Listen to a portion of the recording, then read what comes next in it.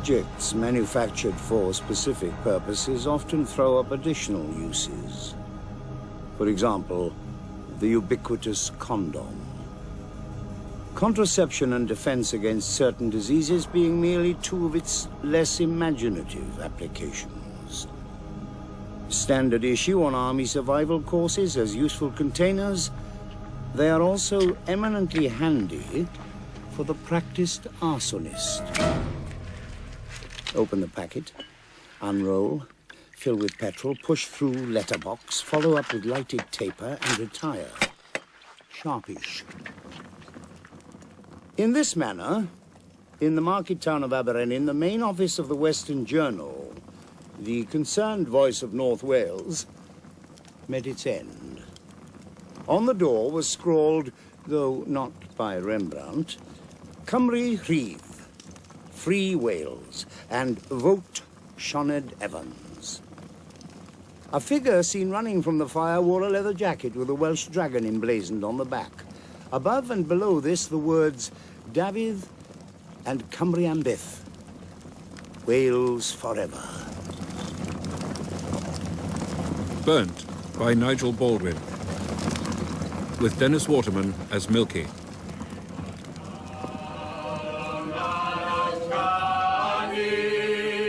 Pub, a Llew Coch, in English, the Red Lion. March the 1st. Village of Llanferain, 5 miles out from Aberystwyth. You know what, Rhys? You call yourself a Welshman, you don't even speak the language. Everyone who comes in my pub speaks English. Why haven't you noticed? And don't change the subject, Dewi. Violence is no answer. Of course it is! Burn the buggers out! Burning down the breweries and newspaper offices only turns people against you. Don't look at me, Valmai. I didn't do it. Anyway, what the hell? It was English beer. The paper's bloody English. Whatever it says about the concerned voice of North Wales, and anti-nationalist to boot. Well, they've got good reason now, haven't they? Val, you're too soft. The whole of Wales, no south. Thank you, Sharon. Good riddance to the Western Journal, I say. Oh, yes. And how's Sioned Evans to get elected if she's associated with acts of mindless terrorism? It's nothing to do with her. Oh, don't so much, Sharon. She's a nationalist. Guilt by association. Vote Sioned Evans was written on the door.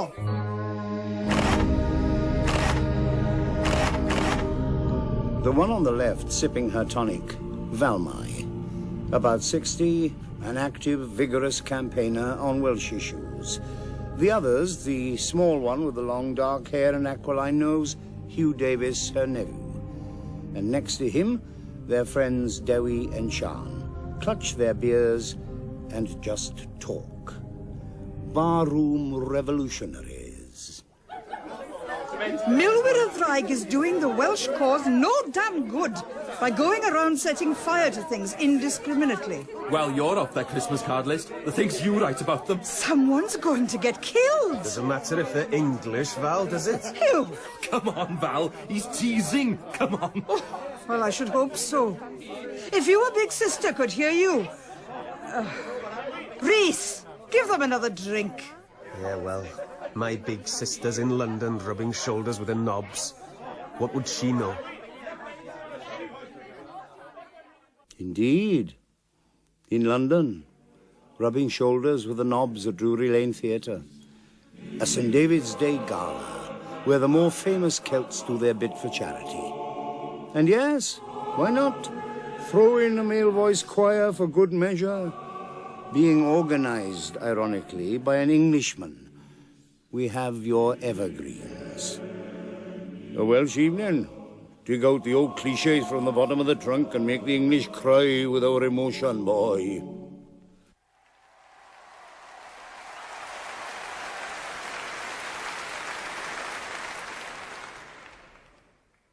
Do not go gentle into that good night.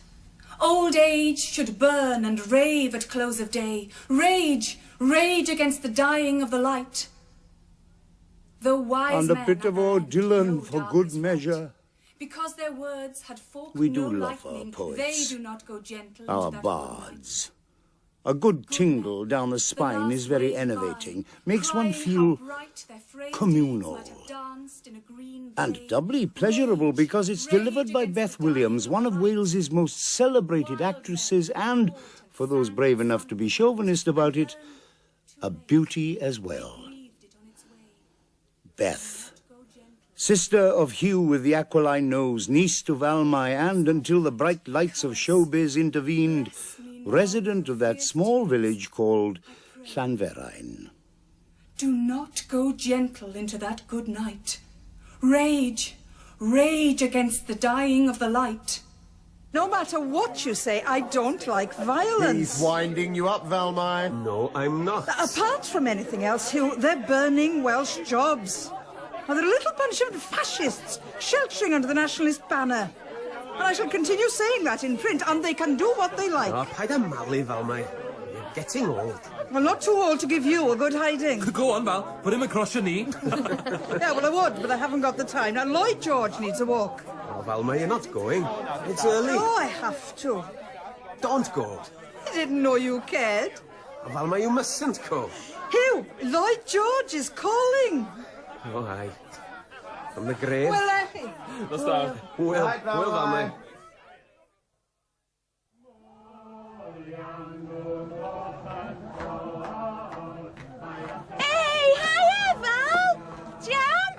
Young Pauline. Pauline, the local tearaway, sits astride a motorbike, helmet nestling under her arm as if she's carrying a spare head. Toshdini Bob Sice, yeah, Val? Or, to put it more eloquently, arseholes to the English. Maybe, Pauline. Maybe. And Val walks on. No desire to be the receiver of Pauline's drug-induced eloquence. She heads for the phone box on the other side of the pub.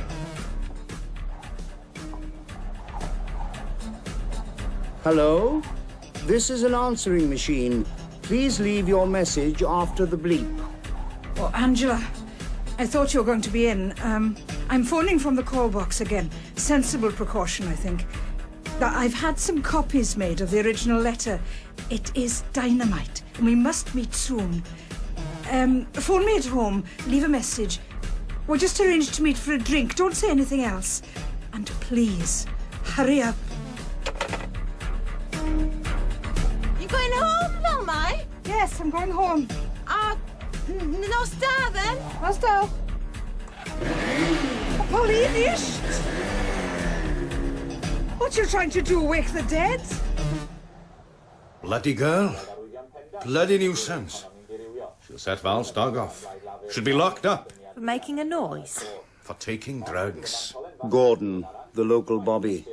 Next-door neighbour to Val, wrapped up for the night with a telly and sherry-swilling wife. Gentle comfort against the rigours of a cruel Welsh wind. Peers longingly at the pub across the road. Lock her up then. Knowing is not evidence in a court of law. Oh, leave her alone. She's not exactly a picture of Her happiness. and Hugh split up a long time ago, Kate. Well, they still have to live side by side in the same village. Yes, well, I'm nipping across for one. And do me a favour and switch to a TV channel I can understand. That's strange. What's strange? Lloyd George. When there's a noise, he's usually barking for the next half hour. Well, Val's probably taking him out. No, I just saw her go in. Yes, more. Hey! Hey!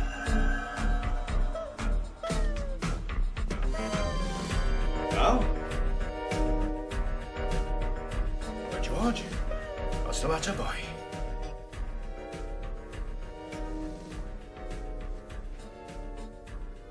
God almighty. Yes, indeed. And lastly, as Secretary of State for Wales, I can only offer my heartfelt thanks to all of you. Splendid celebrities, each and every one of you, for making this evening such a success. I'm always delighted when such famous people give their time to charity. Now, it only remains for me to say, yucky da, and God bless Wales.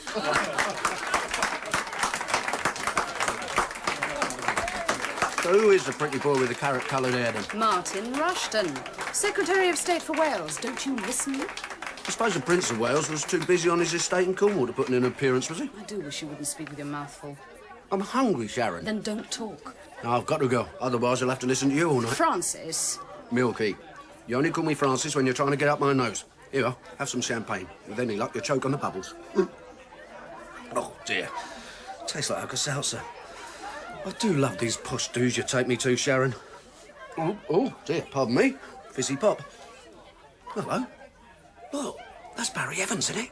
Who's Barry Evans? He used to captain Wales. What out, Tiddlywinks? Rugby, Sharon. It's the game with a funny-shaped ball. Does playing with a funny-shaped ball make you that sexy? Yeah, watch it, girl. You've only just got married. Marriage enhances one's capacity for fantasy, Milkie.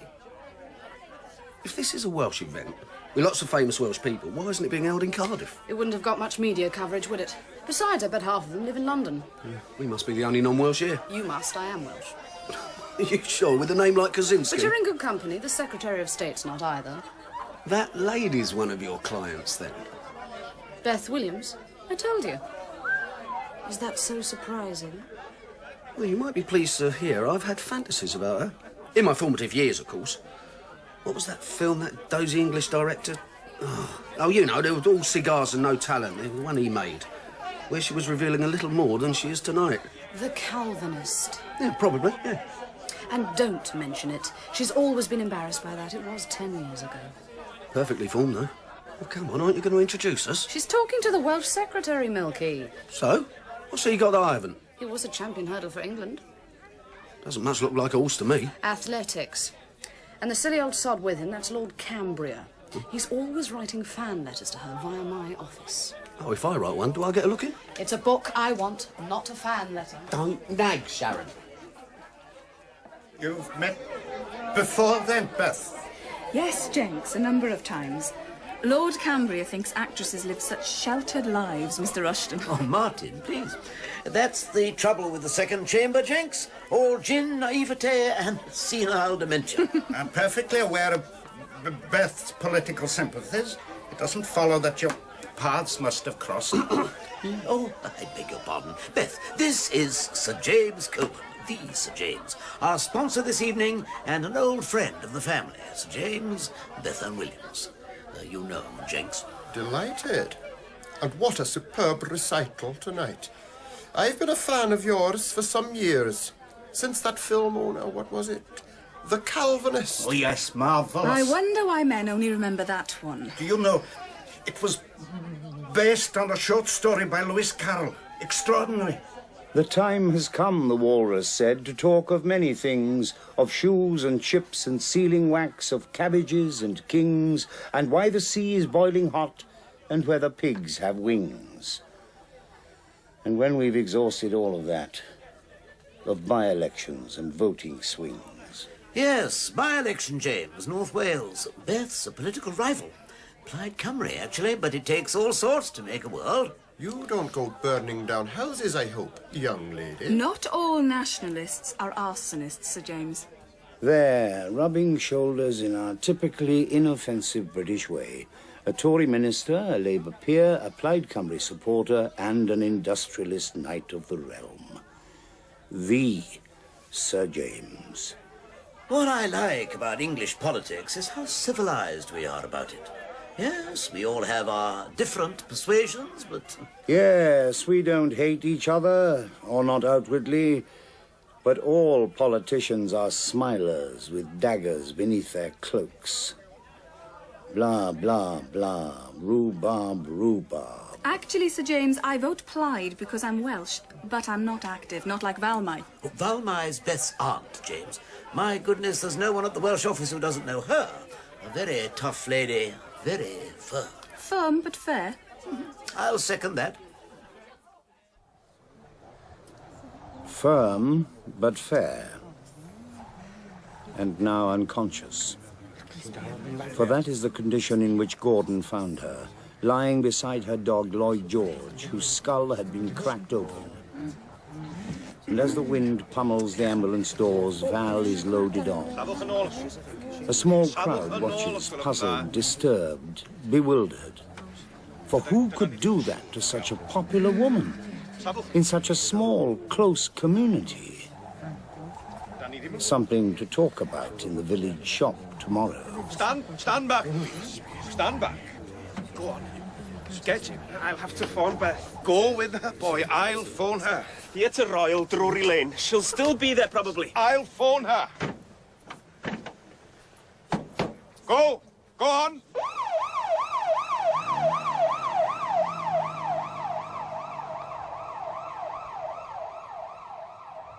How am I going to get there at this time of night? There's no trains. Come on, Beth, darling, sit down. You've had a shock. She's got no children.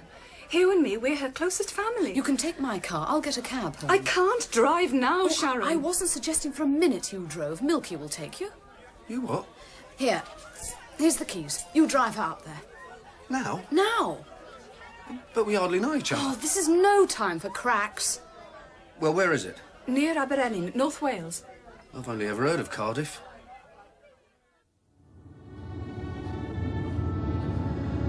Well, that's the end of that. Thank you and good night. I'm sorry, I'm not being very talkative. No, I can dig that. Don't you have to be at work in the morning? No, I'm not working. Well, not at the moment. I see. What do you do when you are? Anything. Is that it? Why are people so keen to categorise you by your job? How do you come to know Sharon? Met her in a wine bar. I started chatting her up. I wouldn't have bothered if I'd known how huge her boyfriend was. She's fascinated by my past. Which is? Oh, you name it. Round the world. Fixer, hustler, scrounger. Anything to avoid working for a living. Sounds riveting. So Sharon thinks all this is real life, you know? And being an agent, theatrical and literary, and well over the top, she sort of adopts me. Says I ought to write a book. Funny you should say that, I say. I always intended to, but I never seem to get round to it. Know what I mean? I've got this idea for a thriller, but I'm having trouble with the plot. Since then, she's never stopped nagging me. Don't get me wrong. I'm a #1 fan, yeah. And she's pretty good with the old advances. You know, hackers. It's just that a lot of your middle-class theatricals want working-class credentials, don't they? Do they? Sorry, I shouldn't be having a go, not with your aunt and all. That's all right. But they reckon it was burglary. I don't know, but she's got nothing to steal. Yeah, but burglars don't know that. There's Milwyr How much? This group, Soldiers of the Red Dragon, Milwyr. They go around burning down second homes, you know, the stuff the English buy to have their holidays. Oh, charming. I used to sympathise to an extent. Recently they've taken to burning down other property, like breweries, newspaper offices. The fanatics have surfaced. Valmai's been having a go at them in the Welsh press. Oh, so they're getting back at her, yeah? I don't know. Let the police sort it out. You know, I have this problem. Sorry? Nothing. Probably inappropriate under the circumstances. Where does Milkie come from? What? Your name. On account of me suntan. I don't follow. I'm being facetious. People used to say I'm that pale, anemia would disown me. Yeah, years ago. Got a bit of colour as I got older. This, problem? Yes? Nah, forget it. Hey, hospitals. You a friend of Beth's then? Not exactly, no. I just met her last night.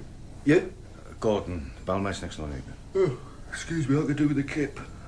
What time did you leave London? Midnight. Nah, I shouldn't have driven, really. I've had far too much. Don't tell me. I'm a policeman. Ah. She won't be long. She's talking to the doctors. We could go and get some breakfast. How's Val? Still in a coma. Those bastards. An old woman. Come again? Milwyr. They're the people responsible for this. Oh, them. Oh, come on, It Gordon. had to happen, Hugh. Someone was bound to get killed sooner or later. Killed? Bell attacked. She's not dead yet. Why don't you think these mindless bloody terrorists could do such a thing? Because Valmai's Welsh. That's not their policy. No one knows who they are. How do you know what their policy is? They don't go around belting old ladies. He was giving them a hard time. They jump into conclusions. Oh, and who do you think it was? The IRA, or maybe the Special Branch, or the Labour Party? Gordon's Labour. He gets upset about nationalists. As far as you're concerned, it couldn't be anyone who is remotely Welsh. Don't shout. We're in a hospital. I saw them, Hugh. I saw them running away, both big men, both with leather jackets. One with Cambria and Beth on the back, the other with a Welsh dragon. Just like the bloke who was running away from the newspaper. Hundreds of people have jackets with dragons on them. Doesn't mean anything. You won't have anything said against the patriots, will you? However misguided they are. Look, hold on, why can't it just be an ordinary burglary that went wrong? Then why wear jackets that are so distinguishable and spell a nationalist? They wanted to make a point. You've got a copper's mind. Beth? She's critical. She's likely to be that way for at least a couple of days. It was very good of you to drive me up here. Thank Sharon for the use of the car. Maybe you'd like to have a sleep before you go. It's a long way back. Well, I wouldn't mind, yeah. Well, let's go. It's pointless waiting round here.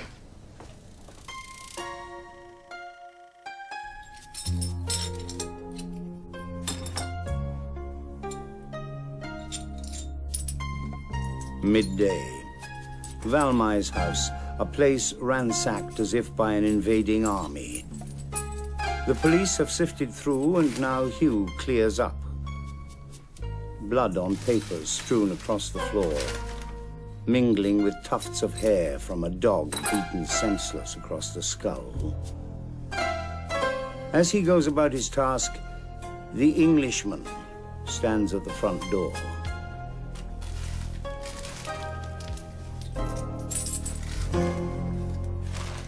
Listen, say goodbye for me, will you? She's probably still asleep. I will. Oh, dear. Well, they certainly terrorised this house, didn't they? These red dragon soldiers, or whatever you call them. They didn't do it. Beth says you're stubborn. You should see that they've gone over the top. Listen, Mr. Whatever your name is, I hold no brief for people who attack defenceless old women, but this doesn't make sense. Whatever Gordon and Beth say. Val was so popular that anyone who harmed her would earn the wrath of the community. What have they got to gain? And why would they ransack the house? Maybe they were looking for something. Smart, aren't you? Well, you reckon it was just burglars, then? They didn't take anything.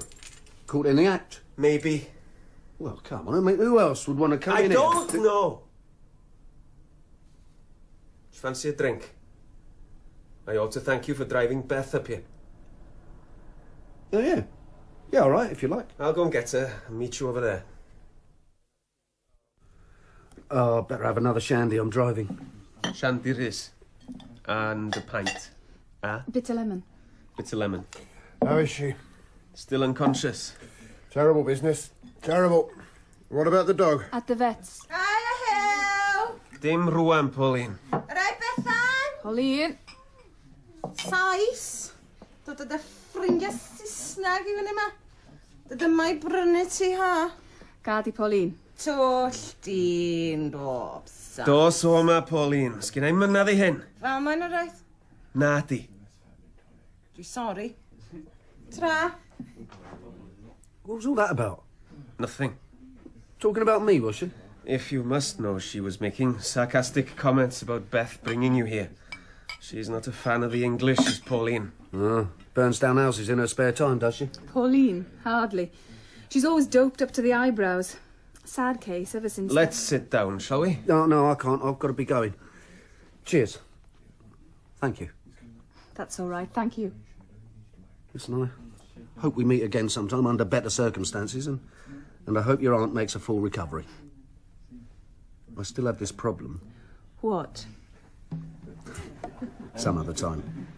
And with one bound, he was gone. And the man with the pale complexion who calls himself Milkie makes his way to the borrowed car for the 250-mile return journey to London. Hey!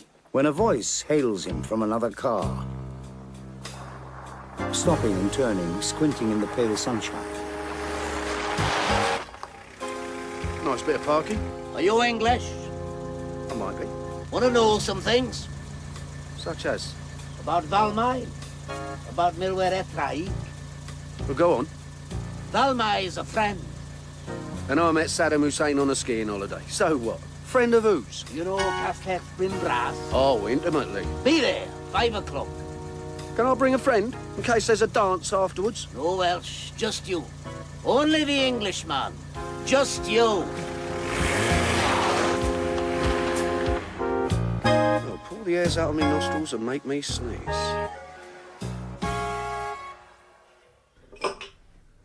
Come on, boys and girls.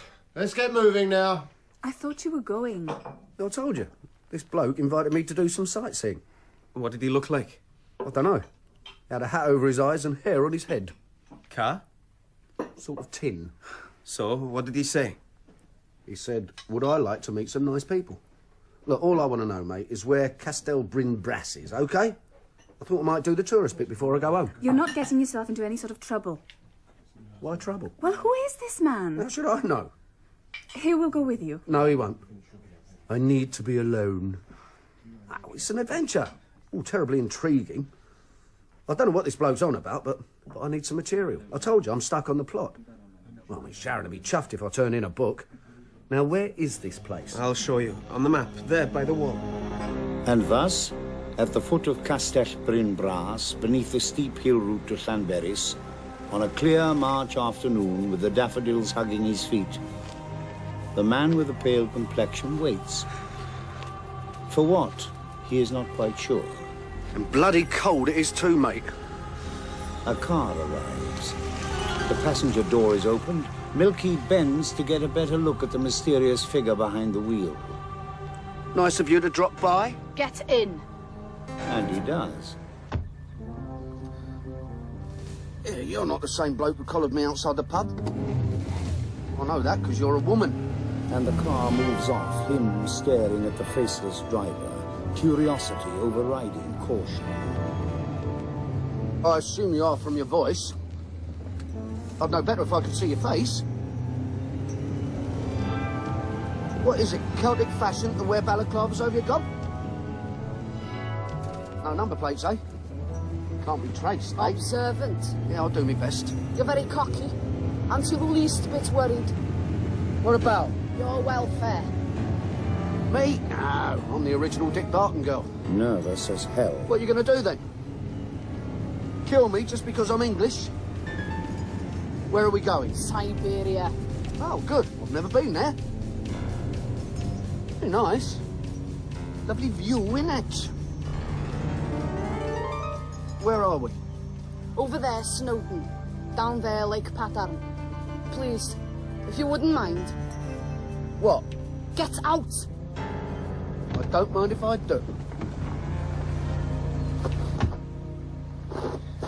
Coming with me? If you walk down the hill, you'll find a castle at the bottom, where you left your car. Oi! What do you mean? This some kind of joke? Oh, you're not going to leave me to walk back. I don't know where I'm going. We do. If indeed you ever get to go back. And there, on a hill, the Englishman turns towards the voice. 3 figures walk slowly towards him. I don't need this. Male or female? We cannot tell. Disguised. Scarves and balaclava helmets. And wielding pickaxe handles. Oh, my giddy godmother. I'm too young to die. Now what? You tell me. And then they're standing there in the silence, caressing the wooden handles, like hooded executioners waiting for their shilling.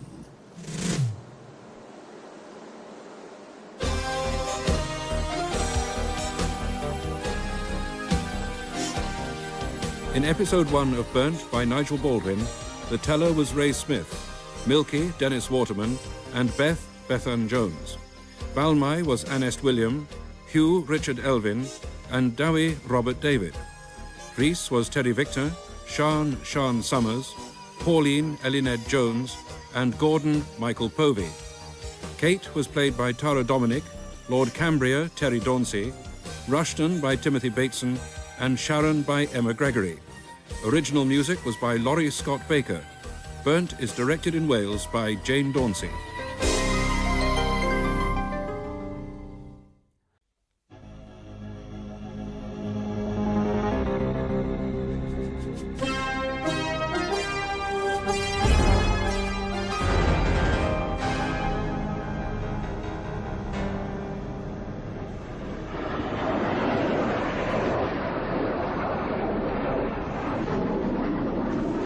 What's with the baseball bats, fellas? Going to a ball game tonight, are we? And what do you mean, if indeed I ever get to go back? You threatening me? Oh, If in doubt... Yes? Attack. Burnt by Nigel Baldwin, with Dennis Waterman as Milkie. On a hill high above Llanberis Pass, Padarn Lake, thin Padarn, beaming in the afternoon sun 100 feet below, a consummate ugliness distorts the scenic beauty. 3 anonymous thugs, malevolent in their facelessness, protected by pickaxe handles. And the Englishman with the pale complexion is... scared to buggery. For why would they wear disguises unless they were about to commit an act for which they didn't want to be recognized? I don't know. You tell me if you're so smart. Stop! That's far enough! Says the first, stepping forward, the weapon held high like an extended wooden limb ready to strike. So this is the welcome in the hillside I've heard so much about. Trying to be cool, but his breaking voice betrays him. Don't start and do me best. Paul Newman, stand aside. What do you want, eh? If you're going to beat me to death, may I have a last request? We're not going to hurt you. Oh, what a disappointment. Not police, are you? Or press? I wouldn't soil my hands. Drove to Wales with Beth. You know her? Well, for all of about 18 hours, yeah. Her aunt, Valmai. Listen, I don't know whether you get any post up here or bush telegraph or what, but her aunt's in hospital. Coma. Some extremist nut has split her head open. Not Milwyn Drake. Oh, you soldiers of the Red Dragon. Says who? We do. How do you know? We are Milwyn Drake. What, all 3 of you? Some. So you're the guys responsible for the increased productivity in matches? Tell Bethan Williams. Valmai, it wasn't us. Tell her brother, tell her friends that the fires at the brewery and the newspaper offices were not us. Tell them yourselves. The man's naive. What's so funny? You tell her. It would be my pleasure, as a guest in a foreign land. It's disinformation. What is? Someone wants to discredit nationalism. I think you're doing pretty well on your own, if you'll excuse the impertinence. We wouldn't harm Valmai. She was a friend, a comrade in spirit. No, she wasn't. She wrote newspaper articles about what a bunch of dickheads you are. Yes, agrees. Hey, what's the problem? From behind the hill and out of the early spring sunshine it rises, a predator with venom in its tail, at least as seen by the 3 antagonists. And the order is given, disperse. Hey, what's the matter? It's only the RAF, Air Sea Rescue. You must be joking! For they see something sinister in the man at the helicopter door, his eyes hidden by his helmet examining them, as the pilot flies as low as he dares. As if they are the resistance in their occupied land being winkled out by the invaders. It's ridiculous. What is this, a World War II movie? And in an instant, as if it were all an hallucination, the man with the pale complexion finds himself standing on the hillside, alone. And there they were gone, quote Alfred Lord Tennyson. Nice country, shame about the natives. Where to now? Home, James. Thing is, which way? Down the hill. Naturalmente. What goes up must come down, as the Chancellor keeps on saying about inflation. Lies, all lies. I'll tell you something, I'm half thirsty. This isn't London. Not all pubs stay open all day. Listen, if this place was dry, and I've heard rumours that half of Wales is, or was, I'd still get a drink. What do a man do when he's lost? He'd find a tavern afore nightfall, that what he'd do. It'll be dark before you see James the Milk. The owls will be watching over me from the trees. To it all, they'll say, to it all, Milkie. You are lost in deepest, darkest Wales. Valmai, Angela here. I got your message. Sorry, I found myself in Madrid all of a sudden. As for this drink, before we arrange anything, phone me. Any time of the day or night, I'll wait until you do. If this box of chocolates is as tasty as it sounds, you better get it duplicated and concealed. Phone me immediately you get in. I want to know what it is you've got on this man. It must have been left last night when I was out. I didn't notice it until this morning. You can't take it to Gordon. Why not? He's a friend. He's also the police, Beth. It's the police who are investigating this. The message will convince them that it wasn't an ordinary burglary, that it was Milwyr y Ddraig. How do you know? It has to be, Hugh. Beth, the message says, the woman on that machine says, I want to know what you've got on this man. What man? It can't be Milwyr y Ddraig. No one knows who they are. Well, maybe Val's just found out. And the leader happens to be someone prominent, a public figure. Who? The Archbishop of Canterbury. She had evidence, and that's why they burgled the house. And how would they have found out she had the information? Well, who the hell do you think it was, then? Beth eisiau brecwast. Oh, ti yn gallu siarad Cymraeg, Don't try and put me down, Hugh. I've been 17 years in England. Yes, too long, I know. Never Yes, went. don't nag me. Yes, I'll have eggs. You're in a foul mood this morning. Look, our aunt is lying in hospital in a coma. There's a strange message on the answer phone which might point the police in the right direction, and you, Mr. Paranoia, won't let me go to them. What's the matter? You think they might be mixed up in this? They might be. Oh, don't be ridiculous. The men running away from this house had nationalist slogans on the back of their jackets. Gordon saw them. Don't do me bacon, just the egg and toast.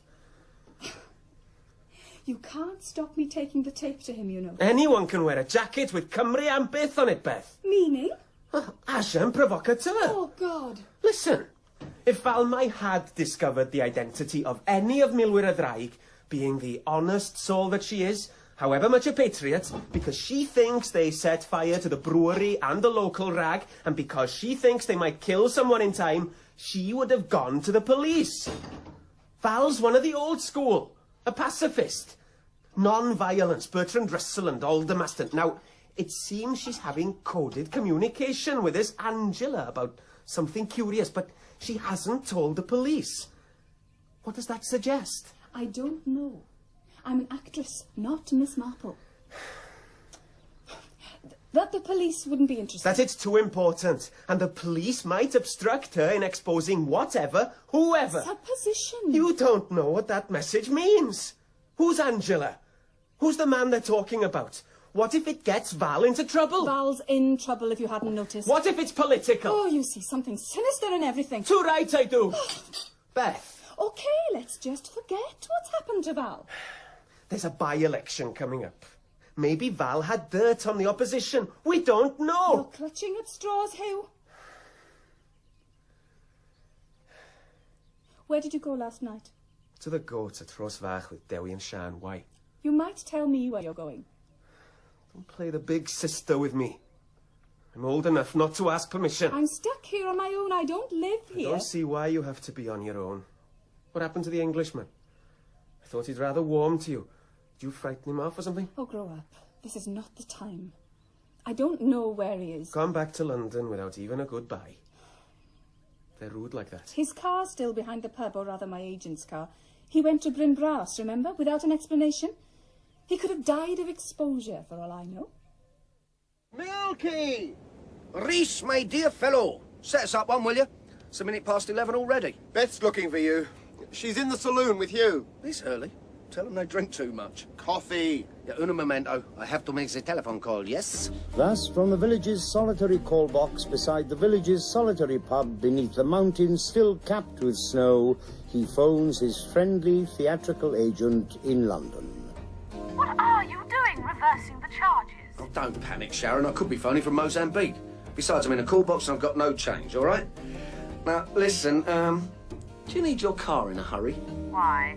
And he explains how he might like to stay on for a few days. For a holiday. Shut up, you. What? Nothing. Anyway, listen, it's all getting rather intriguing up here. I've just been up a hillside chatting to a bunch of arsonists. Up to the eyeballs in fancy dress. Yeah, it was like an implausible made-for-TV extravaganza. Good material for a book, then? Don't nag, Sharon. I'll see you in a week or so, all right? But the real reason, the principal reason he wants to stay... Listen, you. ...is because of the actress. Mind your own... Bethan Williams. Actually, Dumbo, it's for adventure. Danger Man 2, they call me. In Padaguru, Milkie. Yekida. Cheers, mate. You're a gentleman. Oh, golly, don't look at me like that, Beth. It's medicinal for my hangover. Well, nothing like a few pickled eggs to settle the stomach. Where did you go? Well, after my confrontation with the masked marauders, I had this slaking thirst. They threatened my life, you know.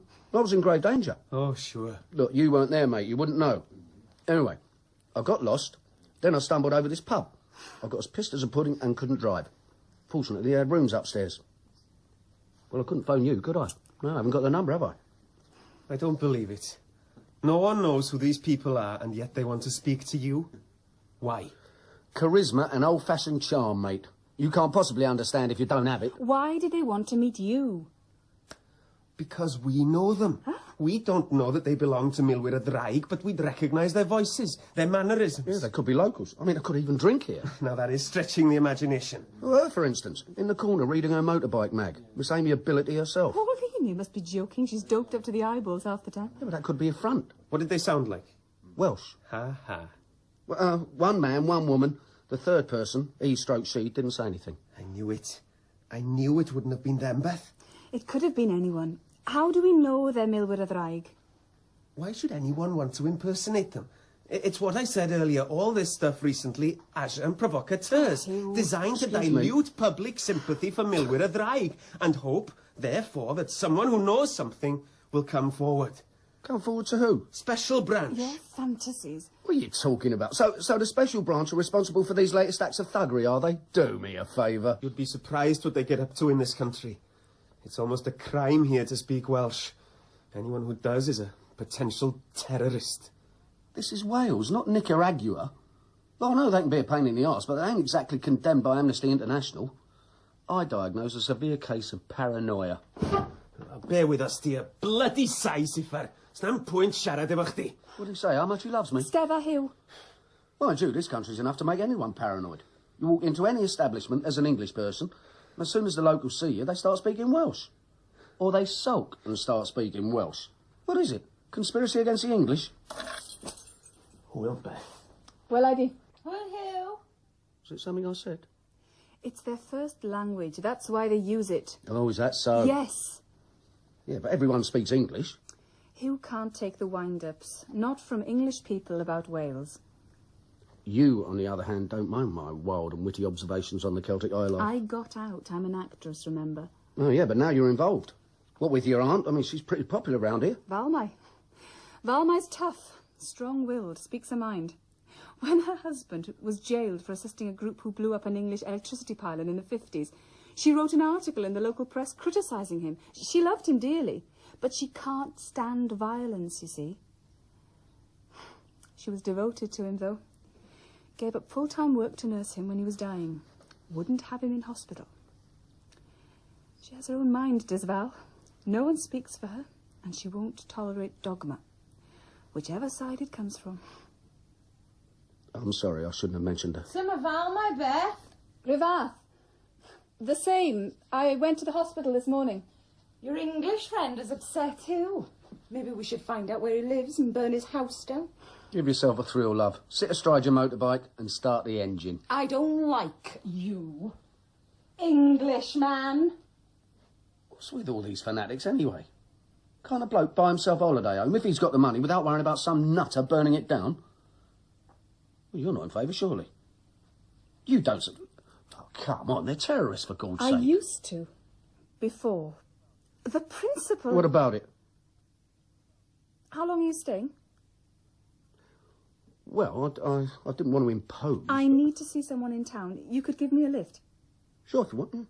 Someone who could fill you in about the politics of house burning. Ah. And if I did stay, where would I rest my weary head? Rhys has rooms to rent upstairs. Ah. Fine. Welsh homes for the Welsh before rich tourists.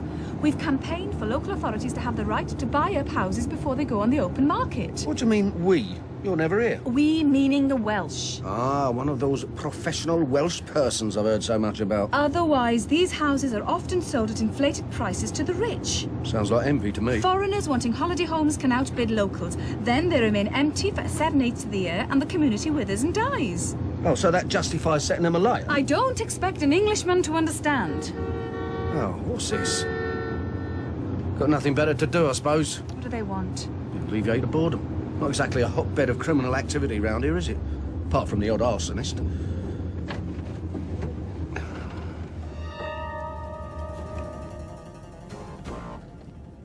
A uniformed constable wearing a smile that gloats as always approaches.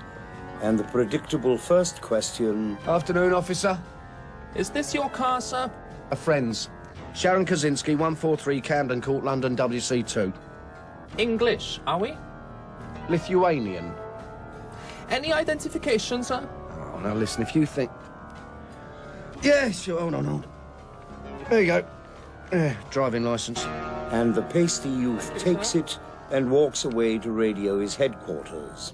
Are you going to tell the police about meeting Milwyr of the Reich? You must be joking. Why? Guilt by association. Besides, I have a problem. So you keep saying. No, another one. The first is to do with you. This one's circumstantial. Do you want to explain? Difficult. Embarrassing, even. The personal one. You know, of course, what we should be doing is thumbing through Val's phone book looking for an Angela. We thought of that. We can't find it. Hugh and I looked this morning. Oh, now that is interesting. Oh, watch out. Here comes Plod. The satisfied smirk returns, backed up by the twisted and suspicious mouth of his colleague. Would you mind getting out of the car, sir? What for? Get out of the car! Leave him alone! You can't do that! Oh, well, it's lovely to meet you, gentlemen. You must come around for tea sometime. Got a criminal record, then, have we? Mr. Richards? What? Now, we don't want to be visiting strange people on hillsides, do we? No telling what trouble we might get into with a criminal record. And then, bending down, he adds... Strange company you keep, Miss Williams. Actress of your style. Mind how you go.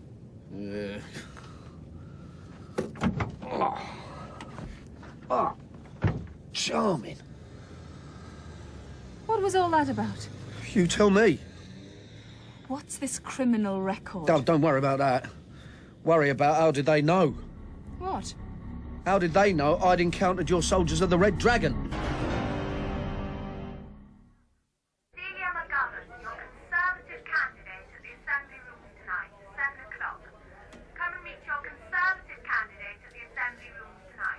Sioned says Celia McGovern is ex-Rodian and lives in Sidcup, and she wants to represent this constituency. British politics. Very nice for her. You didn't tell me you had a criminal record. You didn't ask. What for? That's the circumstantial problem. Why I wouldn't go to the police. What for? Picking my nose during a party political broadcast on behalf of the Conservative Party. Ah, look, we might as well go since your friend knows nothing about Val's letter or an Angela. Sorry. Press. I'd like to strangle them, but we need the parasites. Sorry if we interrupted anything, Sioned. Pressure of by-elections, Beth Bach. Don't worry about it. Sioned Evans, Plaid Cymru candidate and a childhood friend of Beth's, and colleague of Valmai's. 35, but looking 10 years older. God, this office is a tip. Excuse me, look, can we close that window? It smells like my bathroom the morning after a particularly virulent vindaloo. This is a cattle market. And beggars can't be choosers. An office is an office. Yeah, well, listen, nice to meet you and all that. Finish what you were telling him, Sioned. Oh, yeah, the building of holiday homes. Oh, yes, well, I was a councillor then. We turned down the application. They wanted to build about 5 miles from here, towards the sea. What was it, about 2 years ago, Beth? 2.5. Rushton's just taken office. Who's Rushton? Secretary of State for Wales. Friend of Beth's. He's not a friend, Sioned. I know him. We go to the same functions, same Welsh functions. Which is ironic, since he's English. That's handy. Anyway, we, the Nationalists, had a majority on the council. And when this application was submitted, SBL, I think they were called, they do a lot of building throughout the country. Yeah, so you turned down the application and? The Secretary of State overruled the decision. Can he do that? Of course he can. That's our wonderful democracy. Yeah, but why would he bother? He said our decision was politically motivated. Well, and as far as we were local politicians, what did he expect? Any self-interest? Well, you mean did Rushton have shares in the company or something? No. You wouldn't be so naive. No connection whatsoever. Then why bother? Look, he's a Tory. They don't like nationalists. They don't like devolutionists. Do you approve of burning down holiday homes? Me? I'm a candidate for Plaid Cymru, and we condemn it. As terrorism? Unfortunately, the press are only too eager to tar us with the same brush as Roderick. You see over there, behind the market, well, that burnt-out shell of a building used to be the offices of the Western Journal, the concerned voice of North Wales. So concerned that whenever nationalists make a good showing in the polls, they write vicious editorials, accusing of us being hand in glove with terrorists. And however much we refute it, they keep on insinuating it. Which is why these soldiers of the dragon burnt them out. They didn't. How can you be so sure? Look, Beth, this is why I think Val was way off the mark and why I haven't spoken to her for weeks. I'm so sorry about what happened to her, but she's wrong. Look, I walk around this town and I see my face on an election poster, and over it I see graffiti reading, "This woman burns down Welsh jobs." The newspaper and the brewery. Patriots don't go around depriving their own countrymen of work and jeopardising our chances of re-election. Then who does? You tell me. It's as clear as day that it's a concerted smear campaign. Really? Who stands to win if you lot get the elbow? Split vote between Labour and us. Tories could sneak in. I see. You mean there's an army of blue-rinsed grannies running around with boxes of matches doing their do-or-die act for the Conservative Party? Of course not. No, of course not. But there's something going on. God, there seems to be a lot of paranoia in these Celtic backwoods. Oh, paranoia, is it? Yeah. Look at this. Riot as Plaid candidate harangues electricity plans. National newspaper. Riot at my meeting. Oh, it does us the world of good. National newspaper. But the reporter who sent it to London works for the Western Journal. Riot? I just had some heavy hecklers, and they were plants. Oh, yeah, of course, yeah. What happened? Oh, standard campaign meeting here in Aberennin, William Morris School. We'd normally expect to get 70 to 80. This time, 20. So the smears are working already. And I'm just answering questions about our energy policy. And someone mentions Penrhyn Power Station. Ooh, what's that? The government want to build a new power station up the road. Nuclear, of course. And I say yes, Plaid Cymru is opposed to a new power station in its backyard to supply electricity for England. And before I can explain why, well, I mean, we've got 2 already, thank you very much. There are 8 men on their feet haranguing me, saying the power station will provide jobs, and why don't I care about unemployment? Why am I hand in glove with terrorists who burn down breweries? The whole thing turns into a shouting match. I can't get a word in and have to leave the platform. And today, bad publicity. Well, it doesn't mean they're plants. I mean, maybe they feel strongly about it. And all this heckling and abuse, it was in English, because none of them spoke Welsh. Is that a crime? Because they weren't Welsh.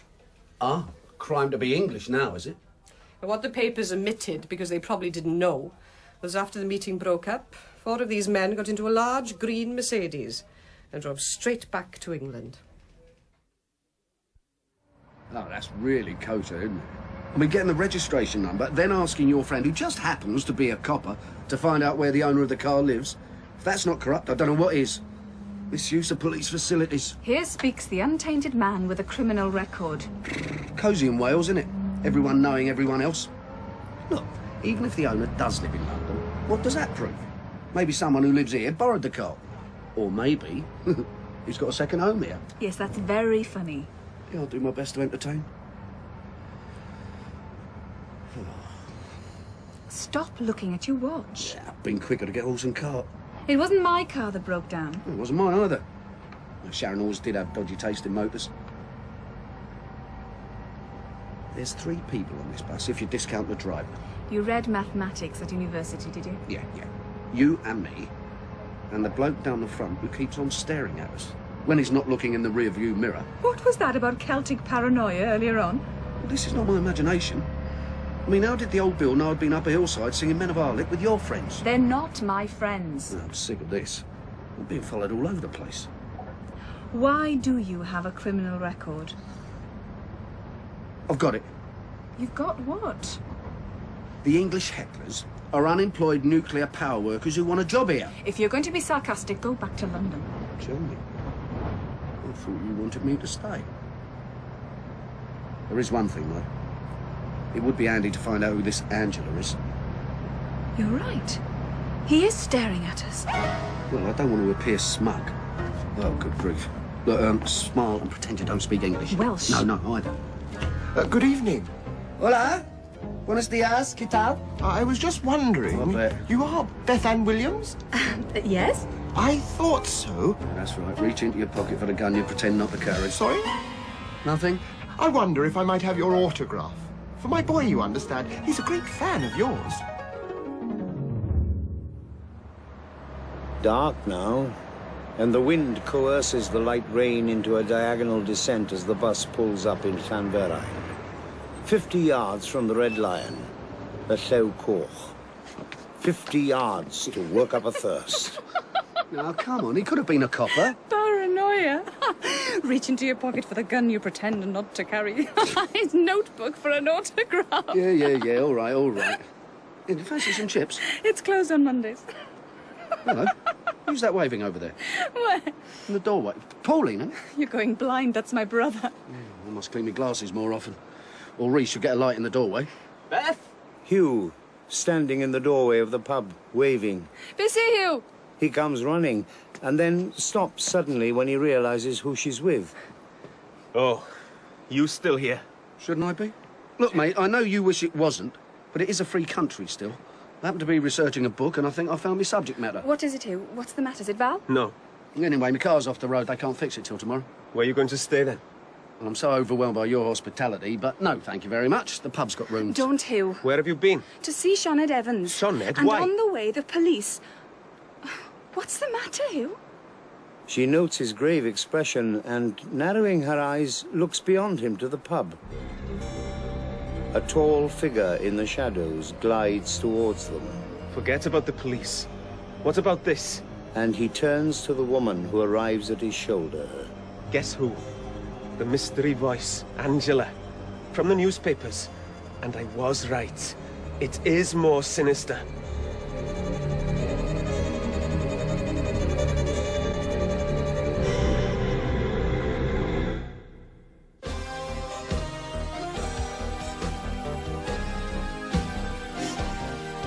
In episode 2 of Burnt by Nigel Baldwin, the teller was Rhys Smith, Milkie, Dennis Waterman, and Beth, Bethan Jones. Angela was Tara Dominick, Sharon, Emma Gregory, and Hugh, Richard Elfyn. Sioned was played by Sue Roderick, Pauline, Eluned Jones, and Rhys by Terry Victor. Original music was by Laurie Scott Baker. Burnt is directed in Wales by Jane Dauncey.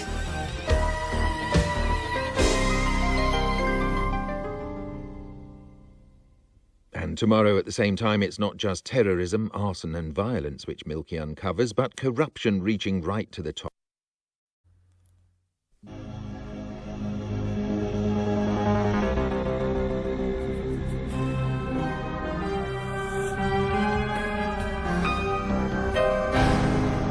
Angela, the owner of the Mystery Voice.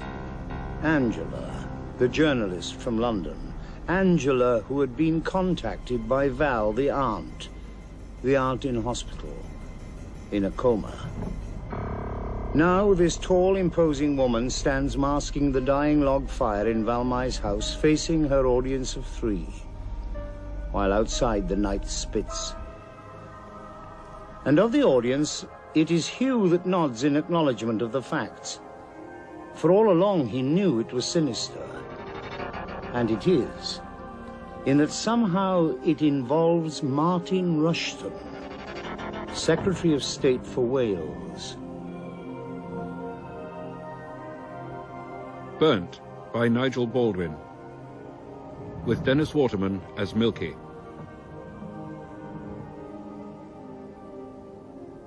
I hadn't heard, and I felt sure I would. It all seemed so important. So I came up to find out where she was. I'm very sorry to hear what's happened. Val and I have a mutual friend. Hang on a minute. Sorry, I didn't catch your name.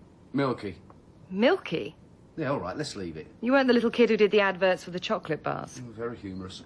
Well, you do wear glasses. What do you write in your newspaper? The jokes? Financial affairs, actually. I don't understand. Why Val wanted someone she knew, Beth. She also thought she could trust a woman more, and so Gemma put her on to me. And when she said, would I be interested in a scandal involving the Secretary of State for Wales, I said yes, if it could be substantiated. I am a journalist, after all. We all have our crosses. What? Just thinking aloud. Valmai said she would get it substantiated and phone me back. She'd obtained a copy of a letter from inside the Welsh office, which, if leaked, she claimed would be political dynamite. Somehow Rushton was implicated. She phoned me to tell me the day before yesterday, but I had to dash off to Madrid for the economic summit. Nice work if you can get it. The letter, what was in it? I don't know, Beth. She wasn't saying over the phone. Just that it involved Rushton and was very, very tasty. That's it, then. Val's phone is tapped. Rushton finds out there's about to be a scandal and sends in the heavy mob to recover whatever it is that's going to implicate him. I mean, we found no letter here. And simultaneously, they put the frighteners on Val. Why on earth should her phone be tapped? Don't be so naive, girl. She's a political activist and a prominent campaigner for the Welsh language. That, in the eyes of the police, is a potential terrorist. Oh, God, here we go again. For Christ's sake, if they can bug the phones of a trade unionist, they can bug Val's phone, or mine, or yours. What's wrong? Quiet, please. Quiet. You're barking up the wrong tree, if you don't mind my saying so. That's far too simplistic. Meaning? It would have made no difference if her phone was tapped or not. She always took the precaution of phoning from a public call box. No one could have known she'd phoned me.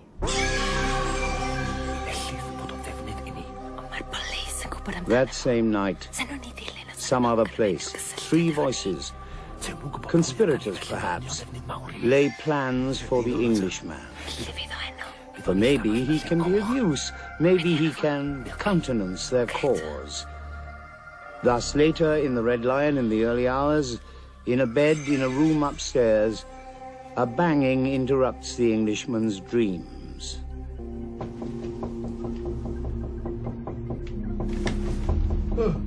What? Hang on. Who is it?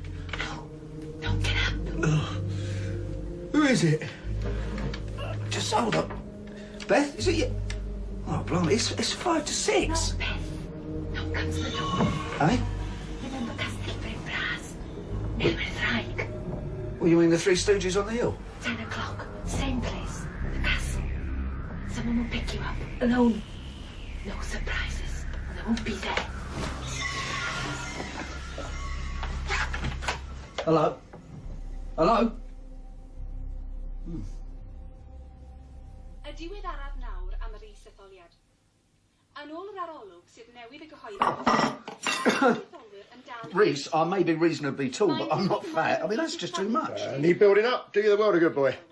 Well, what's all that rabbit on the radio? It's something about the election. Nationalists losing ground, they reckon. I'm not exactly sure. I don't speak Welsh very well. You a nationalist? Nah. To windward looking for me. Huh? The only thing that nationalists have in common is nationalism. It's a recipe for chaos. Smile, listen to coffee. Smile, Pauline. In the kitchen. My #1 fan. Pauline? Yeah. What's she say? She wanted coffee. What does she do? Unemployed. Someone told me she was a junkie. No, I wouldn't know about that. She uses them. So do a lot of kids around here. Well, the hard stuff. Well, Pauline's doing no harm to anyone but herself. Everyone here really liked her until, well, she went off the rails. Off the rails? She's been madly in love with Beth's brother for years. They had a little thing together, and when he dropped her... Hugh? Well, she sort of had a breakdown. It's unfair, really. Hugh keeps her tagging on as though he might rekindle the flame, but yeah, I'll tell you some other time. I'm Betty Sibrwd Rhys. I'm dyna I. If you want more tea or toast, just call. Cheers, mate. See my Pauline? Fluent in the language already, are we? What are you here for? Something to do with Valmai? Just a favour to Beth. Really like Valmai? So it seems as everyone else. Who'd want to do a thing like that? Not your terrorist friends. What friends are those? Here, Pauline. Do me a favour, will you? Say, someone will pick you up, alone, no surprises. What? Someone will pick you up, no surprises. What for? Oh, just say it. Someone will pick you up, no surprises, please. Bloody English, they're all stupid. Someone will pick you up, no surprises. And now what? Well, that's blown that theory.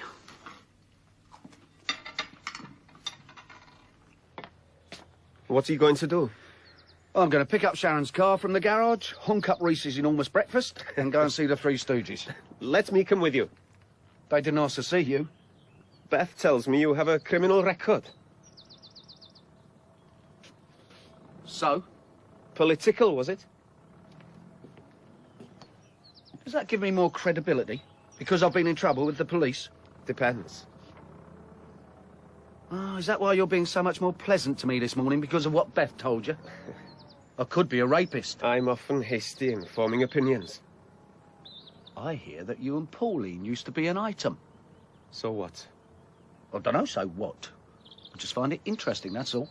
Angela's still here. She'd like to know about you meeting Milwyr Ddraig. Yeah. Well, tell her I charge a fee for interviews.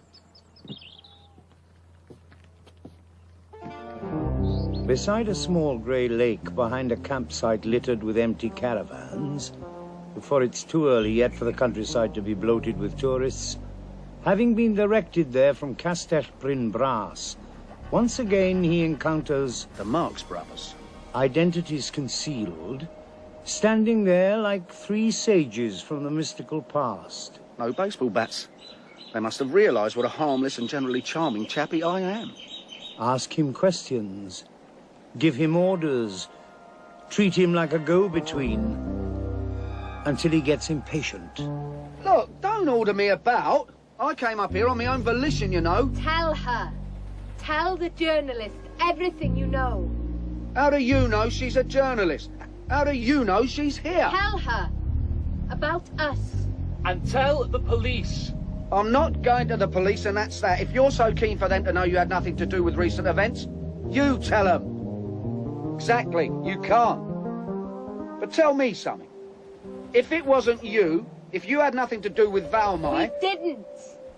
Well, don't tell me it was the Secretary of State. Who stands to gain if the nationalists get bad press? Everyone but the nationalists. Don't be stupid. And another thing. Why doesn't your mate, Harpo here, say anything? Is he dumb or what? Or is it that I know his voice? Or should I say, her voice? Pauline? You might not have a list, but you're one of them. Pauline? Her name isn't Pauline. Prove it. Well, at least we know it's a she. Well, come on then, give. Why have you brought me up here? What have you got to tell me?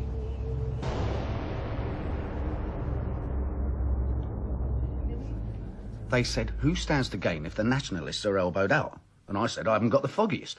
And they said, try firms that build holiday homes for a start, like SBL. You know, the one that Sioned told us about. And I said, don't be stupid. I mean, why do they need to go to all that trouble discrediting you lot when all they need to do is bog off to the Secretary of State and say overrule the council's decision? But then it twigged. What if Valmai had been passed a letter which SBL had sent to Rushton, asking him to reverse the council's decision? Some sort of bribe, maybe. And if that became public... well, it's corruption, isn't it? They don't call me Philip Marlowe for nothing. It's not a feasible theory. Why not? Because it's public knowledge. People know that Rushton reversed the decision. I didn't. Besides, it's hardly the political dynamite or big news that Val talked about. The way you talk, you'd think things like that were an isolated incident. With Rushton? Rushton had no connection with SBL. We investigated it. He's one of the rare breed who declares his business interests. Maybe you didn't dig deep enough. Politicians are easily manipulated. There was that building development in Cheshire. Exactly, and God knows where else. It's always happening. What, in Cheshire? Go into any Masonic lodge and see a councillor shaking hands with a builder and ask what deal's being made. What, in Cheshire? Same sort of thing. Massive development was given the go-ahead about 3 years ago. Just before the SBL business. After originally being turned down by the council. It was a hung administration and the council changed hands when one of them died. Committed suicide, and miraculously the decision was overturned. Look into the bank accounts of a few of that lot, and I bet that you'd find that they're very healthy. Cynical. It does happen. It's corruption. Only if you get found out. This company in Cheshire, was that SBL as well? Don't know. I don't think so. Well, where was it? What town? And when exactly? Why? Because the bedfellow of coincidence, Sunshine, is conspiracy. You know what's bothering me? What? Why these soldiers of the Red Dragon or whatever are giving me ideas. Leads. I mean, what's to stop them sniffing around themselves? Ever get the feeling you're being set up?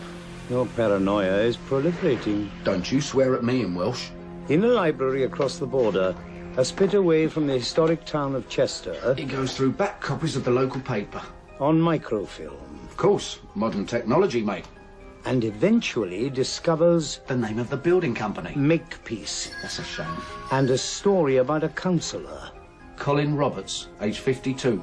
Who committed suicide, allegedly because an affair with a prostitute came to light.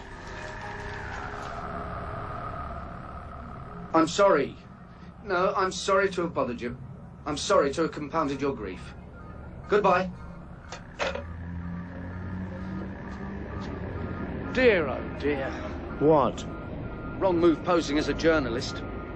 I don't talk to journalists. It was journalists who hounded my husband to his death. You are a disgusting profession. If you want information, go and talk to the scum on your own level, like that tart Miranda Rain. Well, I would do if I knew where she lived.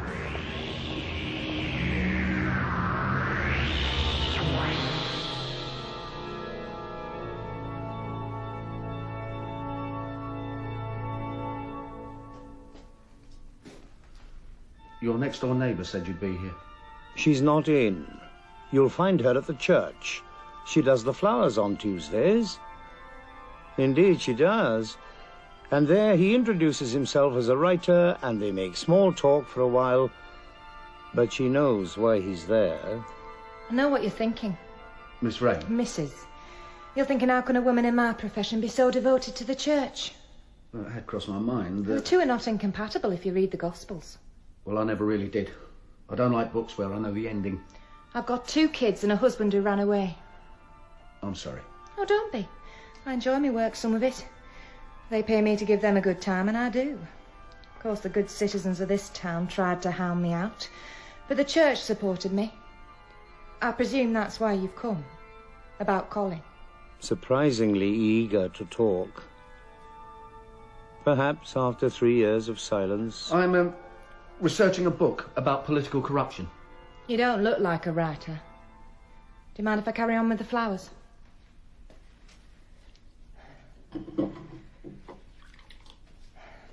Colin was set up, there was no doubt about that. Though obviously I didn't know at the time. I went to him, you see, he didn't come to me. Someone paid me to go to this hotel. I was supposed to be a birthday present for him. One step up from a strippogram, the man said with a wry smile. Oh, I wasn't bothered. Didn't care who paid.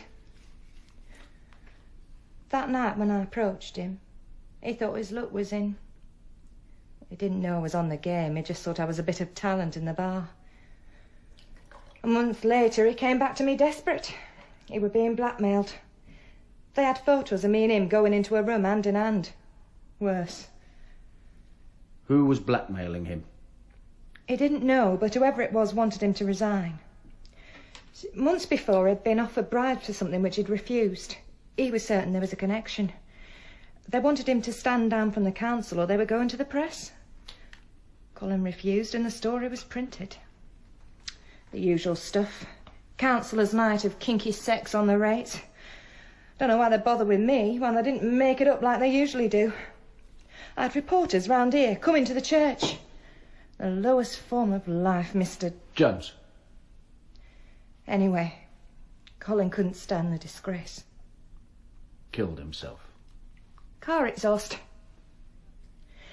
He were a nice man.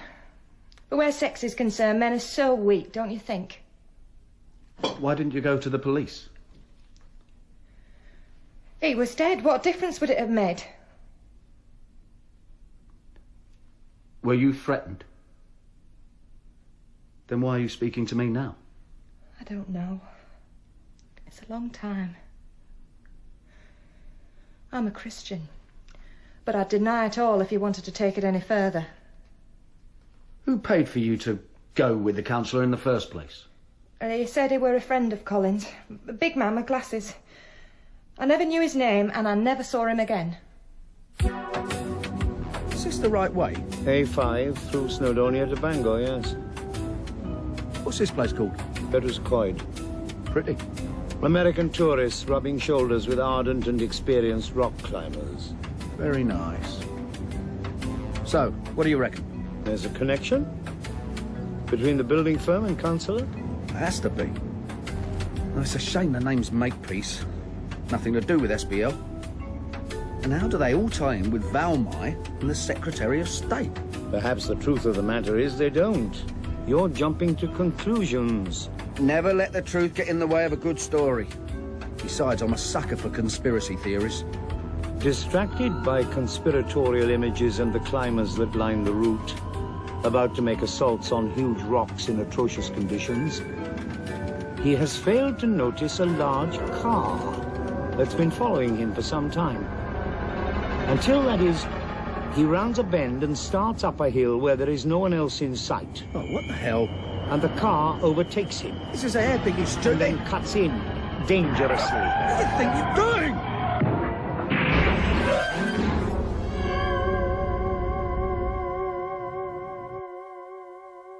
Your party and your candidate in this constituency in particular have hinted that there is a tenuous connection between Milwyr y Ddraig and Plaid Cymru.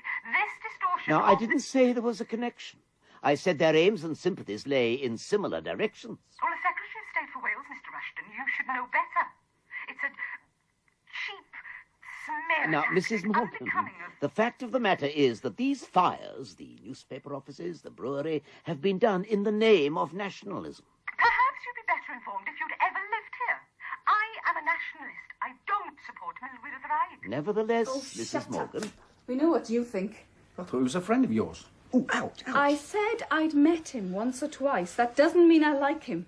Blaming Milwyr y Ddraig seems to get more convenient by the minute. It seems it might be a wee bit more complicated, you ken. I mean, I go to see a lady of the night about a minor political scandal. And on the way back, someone runs me off the road. You sure it was deliberate? Oh, you don't drive like that by accident. Oh, oi! It's a bad cut. You should have gone to hospital. I prefer the nurse I've got here, thanks very much. Oh, be careful. Hold still, then. Sioned say those hecklers at her meeting had a green Mercedes. Coincidence? Maybe. But, you know, all day I've had this sneaking feeling I was being watched. Here, hold that in place. You should tell Gordon what's happened. The police ought to know. No, the police can find out in their own way. Can I tell you about my problem now? Concerning me? Well, to start with, I find you very attractive. Oops, said the wrong thing, Milkie. You've been kind and you've been generous, but this is all very inappropriate given the circumstances. Your aunt. And the rest. Danger makes me horny. Sorry. Anyway, the problem is... Yes? Nothing. No, as you said, inappropriate. Thank you. Don't forget Angela's waiting for you in the pub. Now, there's another attractive girl. She's catching the last train back to Manchester. Angela? Oh, I thought she came from London. Perhaps you can come up with a plausible theory between the two of you. Well, where are you going? To the hospital. No, but I've got another problem. Really? Yeah, how am I going to tell Sharon about the car? Do you have to keep on reversing the charges? Oh, come on, Sharon, I haven't got any change. Anyway, you're loaded. If you used a private phone, you wouldn't need change. No fear, they've all got ears. What are you up to? I'm researching my book. Oh, yes. I'm still meeting self-proclaimed arsonists in the much-spoken-about hillside. It's all getting a bit airy. Vis-a-vis the car. Well, it is insured, isn't it? No, it's just a couple of dents in the front. How big are these dents? Sharon, can you lend me some more dosh? I was supposed to sign on today. Francis. Oh, and by the way, I'm madly in love with your client. Ah. Speak to you later. Why?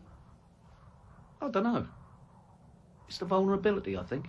It makes her incredibly sexual. Sometimes I think you wear your brains in your underpants. Shut up, you.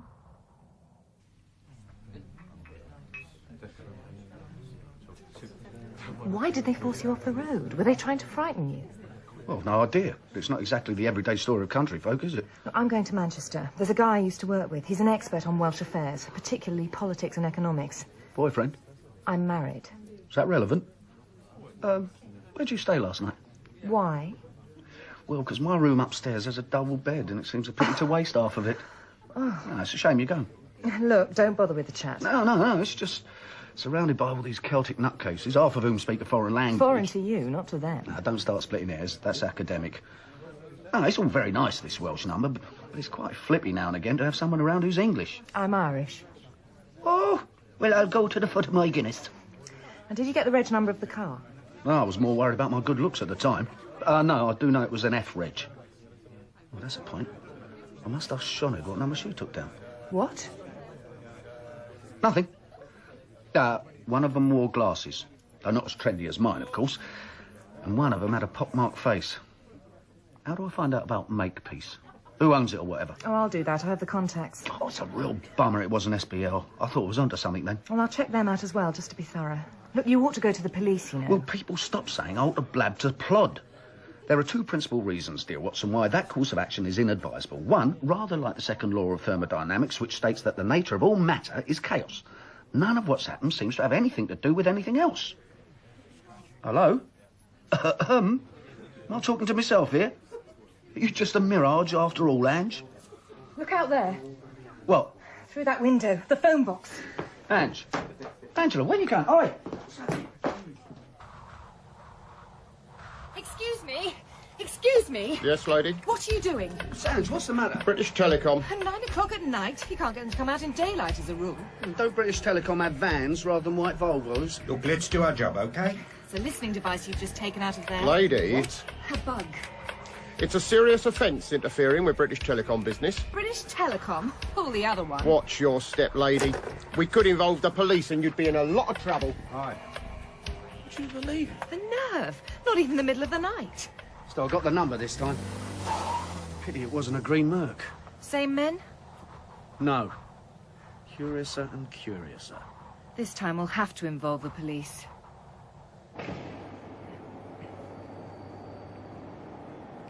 Platform 1, Bangor Station. The train just arrived from Holyhead will call at Llandudno Junction, Colwyn Bay, Vril, Flint, Chester, Crewe and Manchester. Passengers for London change at Crewe. It's definitely a listening device. I've covered stories on industrial espionage before. We have to go to the police. Yeah, OK, don't nag. But let me get Beth to ask Gordon to run a check on that number first. He's Val's next-door neighbour. And despite his profession, he's all right. Let's find out who owns that car, then we'll tell Blue Bottle. You're paranoid. I'll get on if I were you girls. About to go.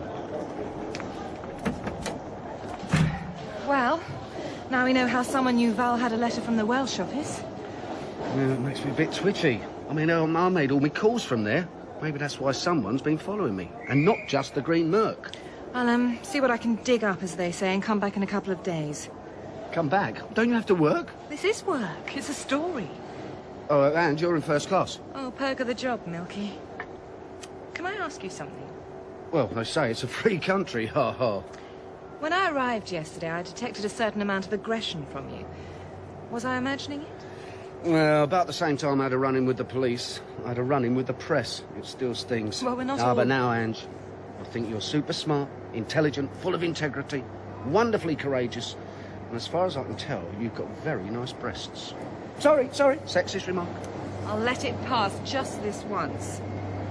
Shame you're married. Why's that? Well, I'm not. I'll be in touch. If all the phones are tapped, it doesn't matter which number I call, does it? It's nearly not funny, Ange. I mean, who's tapping who? And why?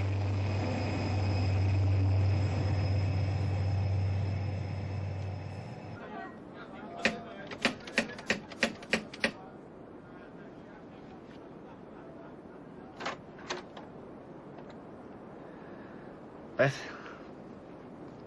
look, I don't think we should be coy anymore. There's a mutual attraction between us. I think I should get my toothbrush from the pub, since it's all I've got with me and I bought that here, move in and tell you what my little problem concerning you is all about. What's wrong? You're as white as a sheet. Valmai's dead. I'd been back from the hospital half an hour and they phoned. I suppose it's murder now. Or manslaughter.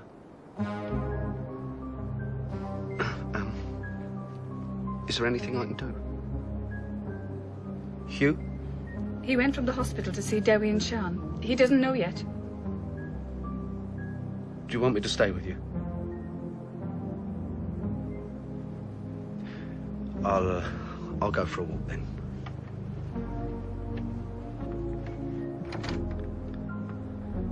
I need a fag. You've given up. And now I'm about to start again. So just as Rhys is about to close his doors, the Englishman demands a packet of 20 and a large scotch. I'm entitled. I'm a resident. And then, Dejected, he walks off into the night. In the distance, black and intimidating, the mountains underwrite his mood. The countryside gives me the willies. There's something disturbing about mountains at night. Give me the dangers of Deptford High Street any time. Walking to the end of the village, past the last houses, the lights in the bedrooms signalling the end of the waking day. Made a right balls up of that, didn't I? You weren't to know. Renowned for my timing. What's going on, eh? Bloody rain. I couldn't live here, you know. The silence would drive me bonkers. But the silence is sullied by a car drawing up behind him. No headlights, and not in a hurry to get anywhere. He turns quickly, half expecting a green Mercedes. But it's red, and a Ford. Hello? Get in. 3 men, large, threatening. Who what?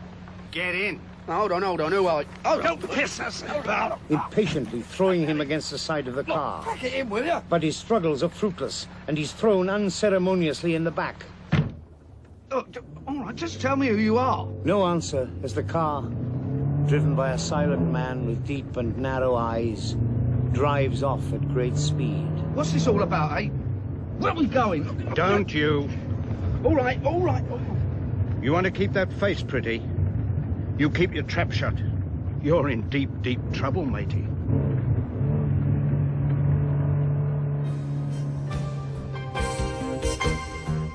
In episode 3 of Burnt by Nigel Baldwin, the teller was Rhys Smith, Milkie, Dennis Waterman, and Beth, Bethan Jones.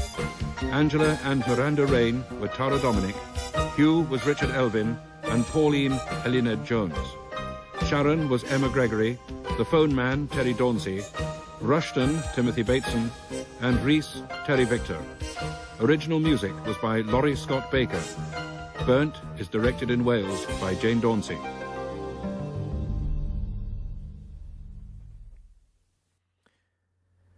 So we'll have to leave Milkie in that situation until tomorrow, but looking ahead, it appears he's drawn deeper into trouble. Part 4 of Burnt is at the same time.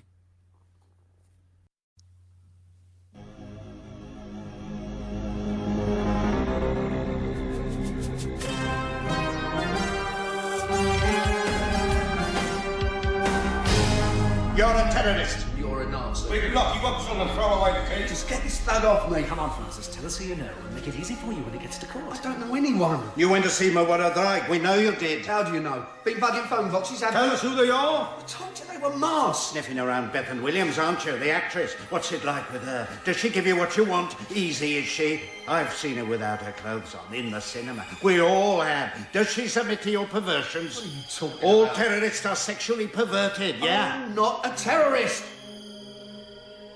Burnt by Nigel Baldwin, with Dennis Waterman as Milkie.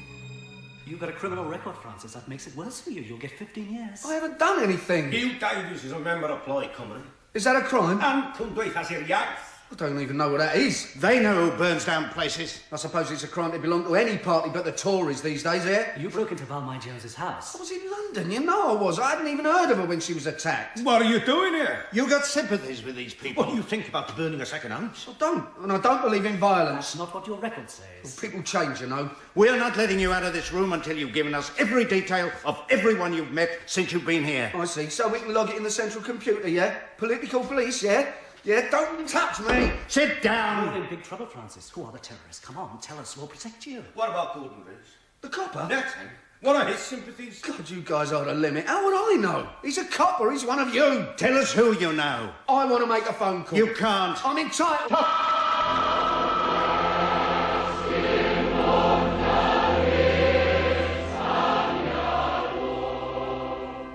Sunday morning. A fresh spring day. In the village of Llanverine, in the chapel, the denizens gather, atheists, believers, agnostics, in memoriam, for another atheist who would have found the thing singularly inappropriate.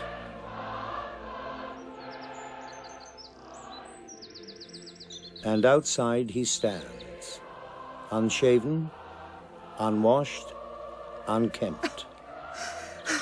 What's up? You back again? Well, didn't want to go, but it was unavoidable. Service for Valmai? Most of the village is in there. But not you, eh? What's the matter? Don't they let junkies in? I don't like chapel. No, I'm sorry, Pauline. That was uncalled for. Valmai was my friend. Yeah. Sorry, Pauline. You off, then? I can't stay here. It's a nice bike. Is it new? Must have cost a few, Bob. Part exchange, Mr. Big Nose. So nice to meet you again, Pauline. Standing at the gate, the graveyard separating him from the chapel, wondering what to do with himself, not wanting to intrude on a village's grief, not wanting to litter the morbid tranquility. He is relieved to see a familiar face in a taxi coming towards him. Ange. You look as though you haven't slept for days. Where have you been? I've been phoning, but Beth said you had disappeared. Fancied holiday. Look, have you got any money? The driver can't change my £50 note. So this is why journalists are so loaded. No, hold on, don't get out. Take me somewhere, for God's sake. It's kind of depressing here. You're kidding? Milk or cream? No, black. I'm not. You know how big business operates. No, Angela, I don't. I've never taken the slightest interest. Takeovers, consortiums, subsidiaries. You can never be sure who owns a company until you do some delving. Companies change owners, but they don't change names. Yeah, I know. Half the country's owned by Australians, Arabs and Americans. So, SBL Holdings Limited and Makepeace are both subsidiaries of a huge empire called Element International. Now, Element International have fingers in many pies, but building is their main thing. The interesting bit, as I said, is they also own a string of provincial newspapers, including the one which broke the scandal about the councillor in Cheshire and the Western Journal. Oh, so they're used to form public opinion to suit Element International? Of course. Why do you think big fat cats like to own newspapers? Never look for the truth in the press. I'm glad you said that. Now, the chairman of Element International is Sir James Colburn. Colburn? Colburn, that rings a bell. They have huge offices on the embankment near Temple. I rang on the pretext of wanting to do a profile on him, but he's not a publicity seeker. I thought I'd go anyway and talk myself in. Outside, on a double yellow line, was a car parked with its wheel clamped. I'm stunned. That bit of information's going to shock the world, isn't it? It's going to shock you.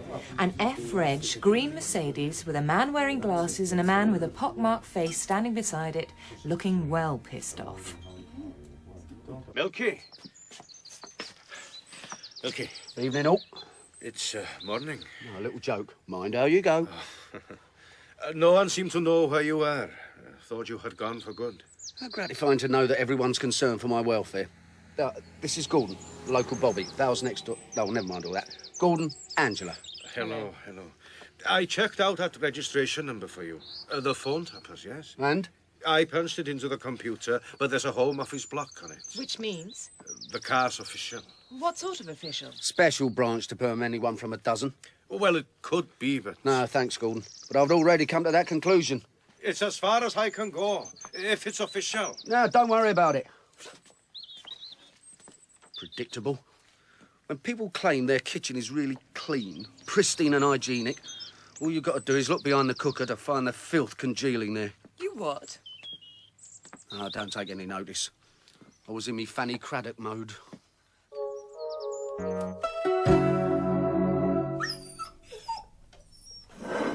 Come on, boy, eat something. He misses Val. Of course he misses Val. I'm not stupid. Don't take it out on me. It's your friend who's being stubborn. Look, once and for all, I'm not telling Gordon anything. He's a neighbour. He's the police. I've just spent 3 days in a police station being interrogated as to who my terrorist friends are. 3 days without anyone knowing where I was. I'm not telling anyone what Anne just found out until I know exactly who's involved in this. You don't seem to realise I could be in big trouble. George, stop it.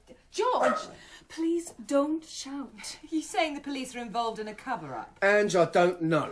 Surprised they let you out. Well, they had no evidence. Normally doesn't stop them. Did you tell them what Milward of Draig wanted with you? Only to find out who I was, OK? Stop it, Hughie's had a rough time.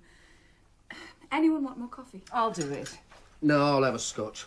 I've missed my hangover these last few days. Already? As you said, I've had a rough time. It's not really conceivable that Special Branch are going to overhear a conversation Val has on the phone and then attack her, fatally injuring her in the process, surely. Well, it depends what was in the famous letter. More likely they discover Val's got dirt on Rushton and so they tell him. Why? Look after the state, Beth. That call box was bugged because they think it's a way of catching what they call terrorists. Maybe Milwyr Ddraig use it, they think, and by accident they come across a little scandal. Feather in their cap to warn the Welsh secretary. You're not suggesting Not that him personally, no. Don't be so naive. Of course not. He was at the St David's Day Gala in London at the time. What about Element International? They own SBL, and we know that SBL went to Rushton a couple of years back to get a council decision reversed. And spent months discrediting nationalism in the hope that we'll lose the by-election. Oh, you mean in Colburn's newspapers? And the fires. Someone was responsible, and it wasn't Milwyr Ddraig. Oh, come on. Don't tell me they're going to burn down their own offices. Sure. It makes it look like Milwyr Ddraig taking the revenge. I'm in no way convinced that anyone's going to go to all that trouble and risk being caught. The blokes at the top never get caught. It's the people they employ. And risk being caught in order to screw up a by-election so that the voice of opposition to them building a few poxy holiday homes is muted. There's a lot of money in it. Nah. They might go to all that trouble if Element International have put in the main tender to build a nuclear power station that is so unpopular with the locals round here and which Sioned Evans is making the focal point of her campaign. I suppose you're pleased with yourself, eh? Keeping the Pierce the Resistance back for dramatic effect. Well, building those things is big, big money. I don't understand. Look, Sir James Colburn, according to all my contacts, is an extremely ruthless businessman. George. And he's also into power. Nuclear or personal? What did you say? Both. And building something like Sir this... James Colburn? Yes, chairman of Element International. He was at the St David's Day Gala with Rushton. I was speaking to them both at the same time. And Element International was the sponsor. I knew it. I knew it rang a bell. Very cosy. Just the two of them. Well. That's it then. No, it's not it. It's not anything. How does all this connect up with Valmai? The letter. The letter was about Rushton. It's non-existent anyway. Sure, because someone wanted it back and wanted it badly. Val was murdered for a letter. Yeah. And my finger's pointing at Rushton.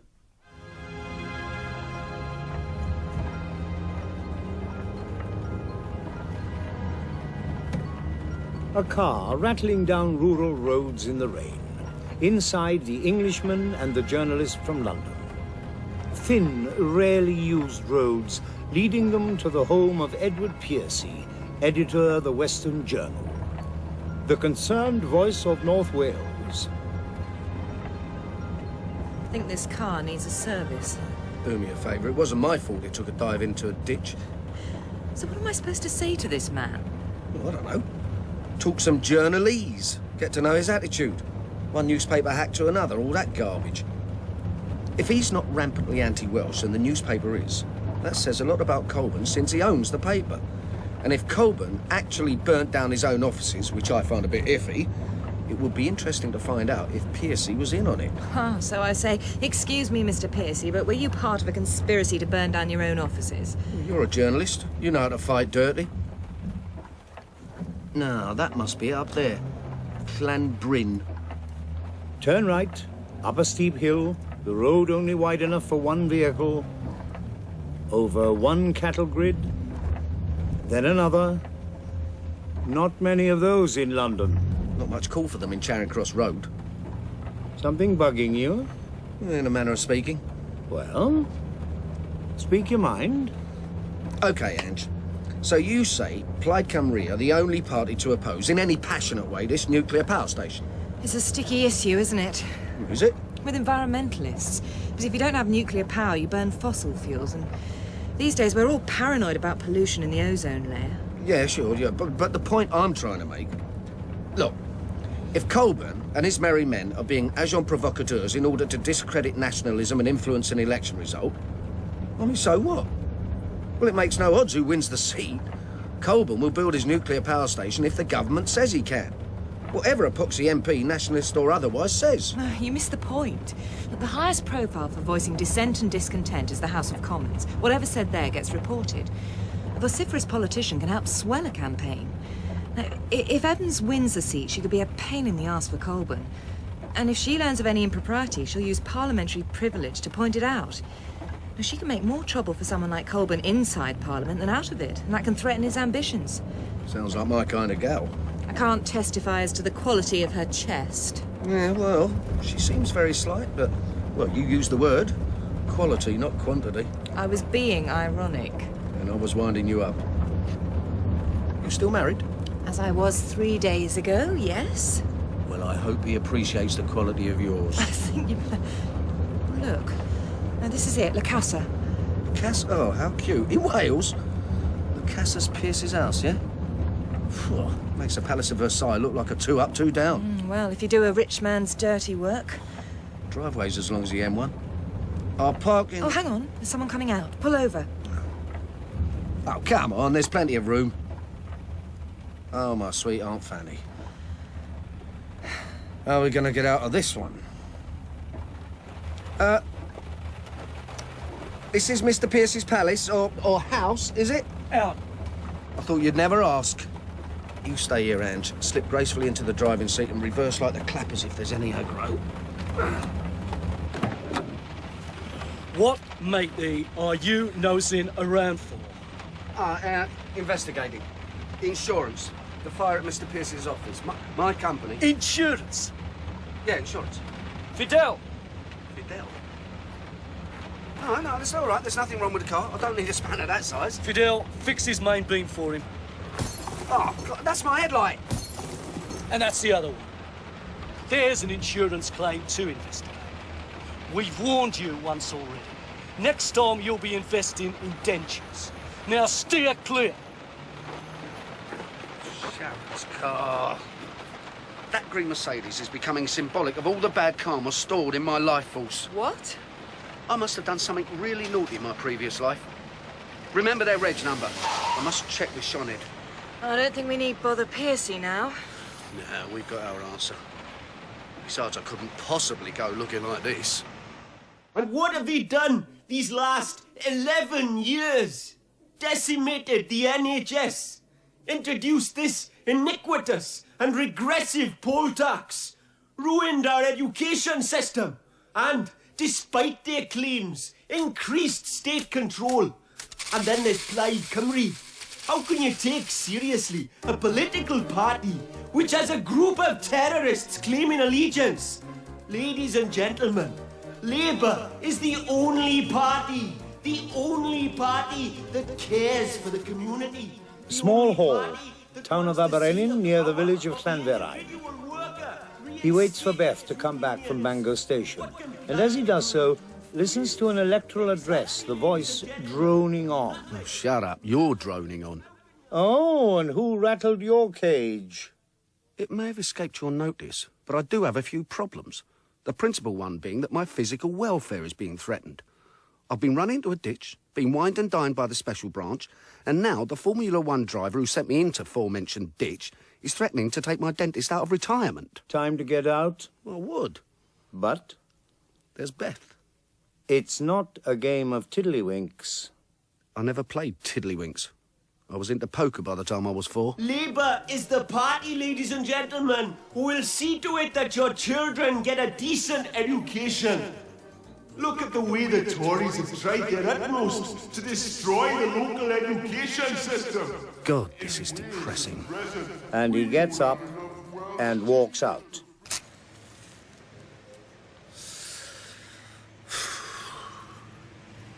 Negative campaigning.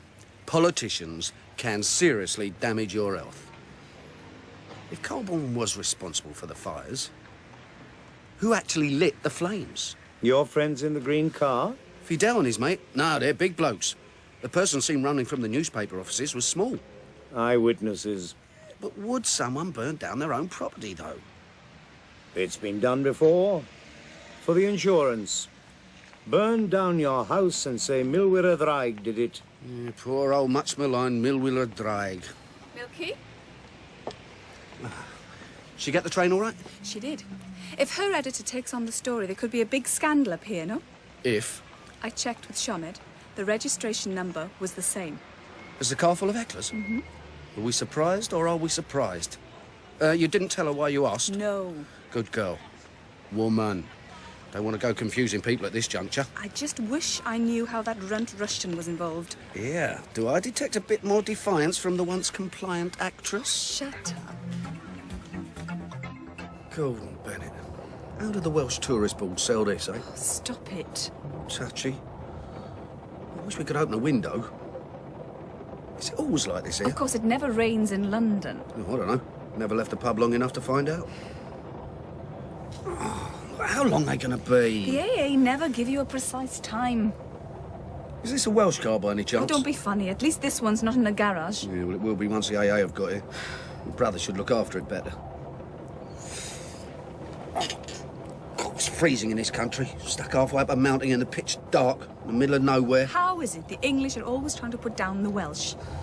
Look, I mean, I'm really sorry about your aunt and all that, but you can't expect me to... I don't want your sympathy, thank you. All these events rekindled your sense of nationalism, have they?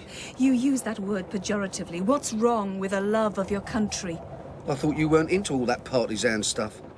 The three great evils of the second half of the 20th century. Nationalism, communism, and the development of nuclear science. Listen to that wind. Less than 3 miles from here, that's where they, Colborne, whoever gets the contract, want to build a power station.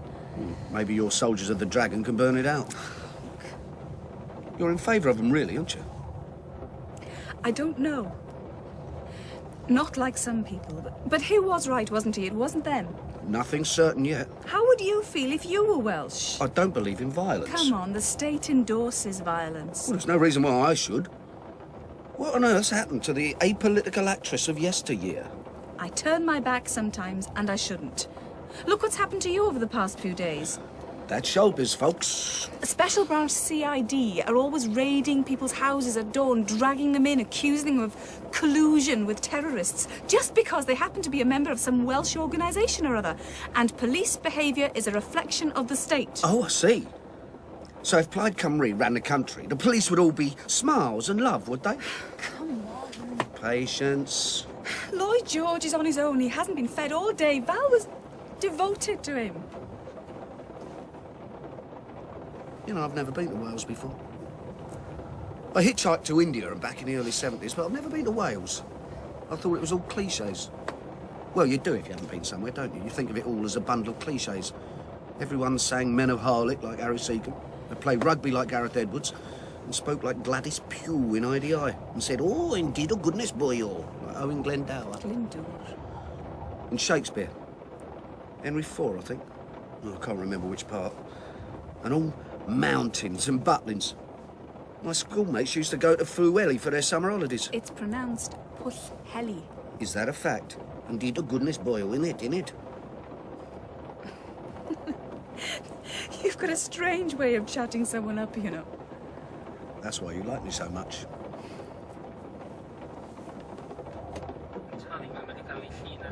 Ah, good.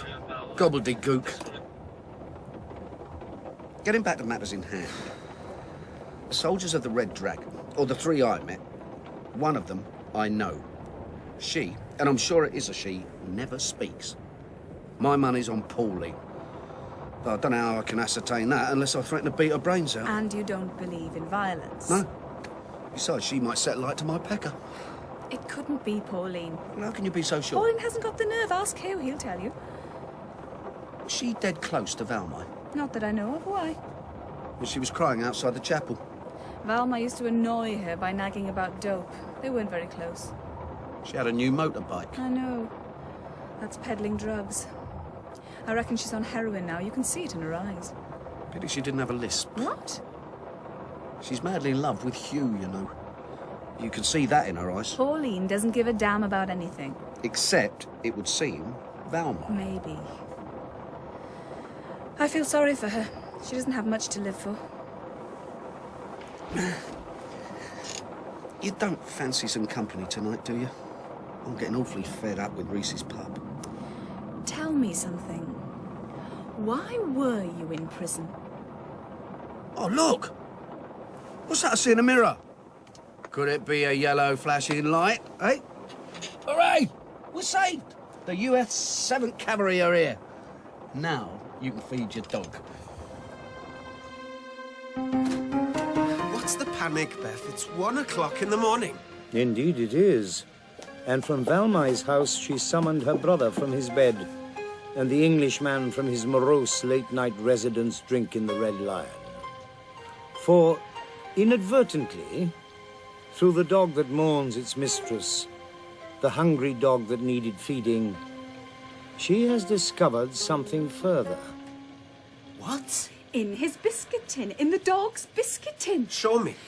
It's a name and address and 2 telephone numbers and a date 10 days ago. What was it in the bleeding dog's biscuit tin? Why do you think? Because she didn't want anyone else to know about it. Why not a purse? Purses can get stolen. So can dog biscuits. It's too late to phone now. I phoned. Oh, that was clever, wasn't it? Don't get me, Hugh. It's urgent. What's wrong with me phoning? Because you don't know who it is or what the consequences might be. Nor do you.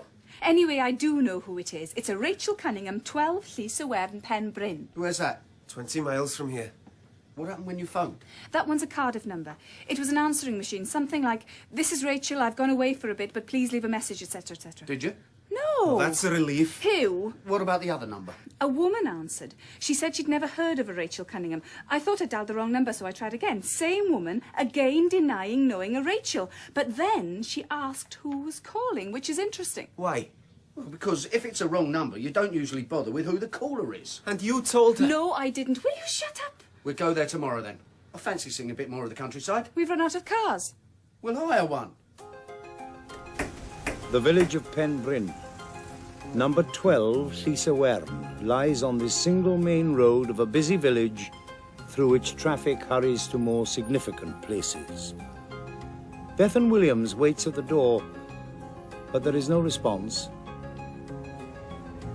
Crossing the road to sit in the car and wait.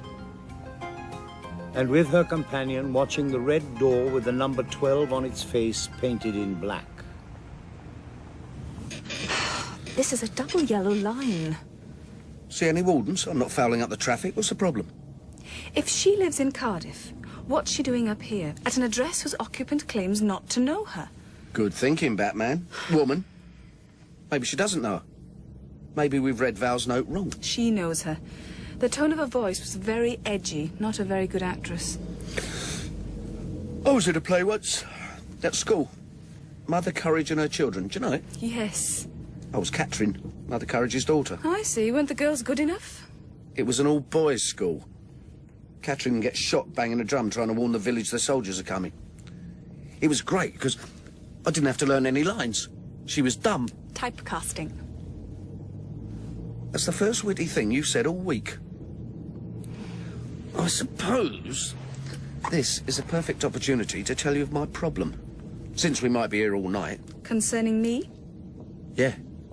You're in love with me? Oh, hang on, no, I had this problem when I first met you, and I couldn't possibly have been in love with you then, since I didn't know you. Well? Well, the first time I saw you, you were totally buffo. What? In the nude. Naked, not a stitch. Having a torrid time with a fella with the blonde hair.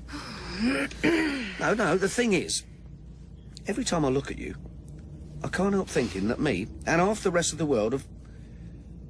Well, we've seen your intimate bits. And half the special branch come to that. Thing is, if we got better acquainted, I'd get awfully jealous. I'm cute and old-fashioned like that. It was a long time ago. I'm probably a bit different in the buffo now. Well, we all get older. Besides, we're not going to get better acquainted. I'm starting a job on Monday in Cardiff.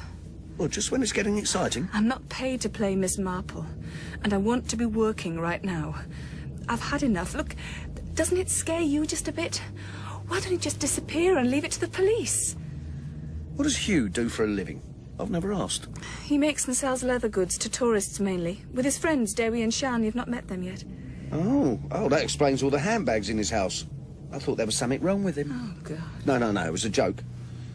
So the great revolutionary sells his stuff to English tourists, does he? People with second homes.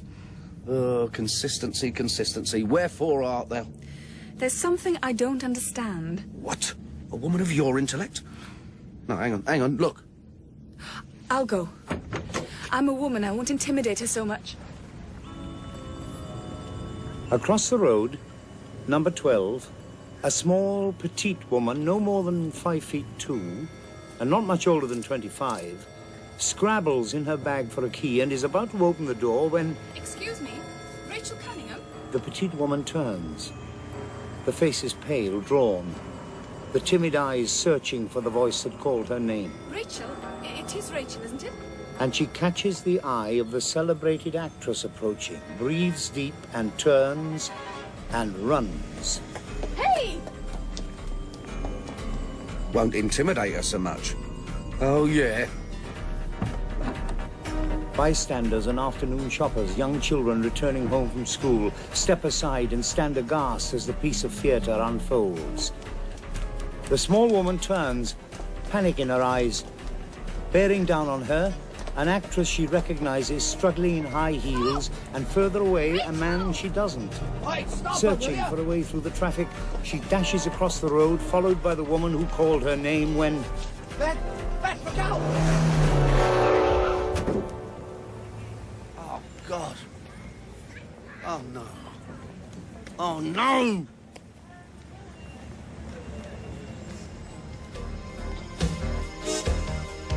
In episode 4 of Burnt by Nigel Baldwin, the teller was Rhys Smith, Milkie Dennis Waterman, and Beth Bethan Jones.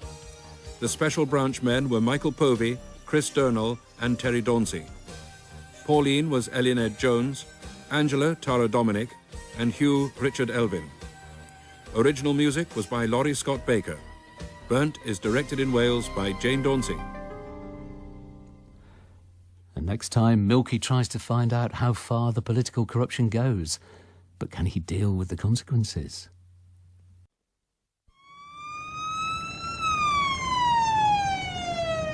The well-documented sound that heralds the coming of the injured. But in this noise there is hope, for there is no hurry for the dead.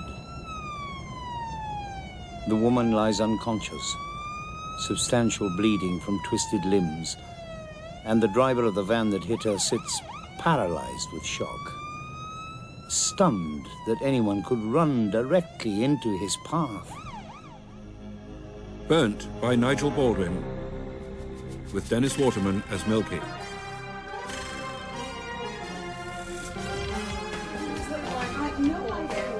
Excuse me. I'm not talking to you. Hey, hold on. Just a minute, hold on. Listen. And he is faster than her. And before she's got to her car, he has her by the arm. Let go of me! Yeah, I will in 1 second. Now, just listen to me, will you? Beth is back there lying through her teeth. Now, neither of us has mentioned the Welsh office, Martin Rushton or Sir James Colburn. Yeah, you recognise all that, right? We were economical with the truth. We said Rachel insulted Beth because Beth had appeared nude in a film once. I threatened Rachel, she ran away and I gave chase. Yeah, it's pretty inept, I know, but it's got them off our backs. Now, Rachel was knocked unconscious and she's broken her hip. All right. You're allowed to be angry, but it isn't our fault. And she isn't going to die. Just let go of me! Look, what I'm leading up to in my devious and nasty little way is that somehow, indirectly, Rachel's actions could have something to do with the death of Valmai Thomas. And she knows that, and you know that. If you don't give us an hour of your time, I will go to the police. Come on, Laura. I may be her sister, but I can't read her mind and she doesn't tell me everything. She told you about this, though, didn't she? Can we go somewhere else? No. It's noisy and it's inconspicuous, just the way I like it. Rachel's in deep trouble. If you go to the police... Tell us about the letter and I guarantee... I thought you couldn't go to them anyway. I guarantee we won't. Now, shut up, Beth. I'm in deep trouble and I don't like it. Rachel leaked that letter, yeah? And it was a letter from the Secretary of State to Sir James Colburn. Or at least to him as chairman of Eluned International. The other way round. Well, whatever. And now she's hiding up here. She's not in hiding. No one knows she leaked the letter. Could be any one of a number of people. There's plenty in the Welsh office with motives. He antagonises a lot of people because he doesn't give a damn about Wales. He's just using his office to further his ambition. Don't they all? If she's not hiding, what is she doing up here when she works in Cardiff? She's convalescing. She had a miscarriage. Oh, sorry. Is her husband with her? She doesn't have a husband.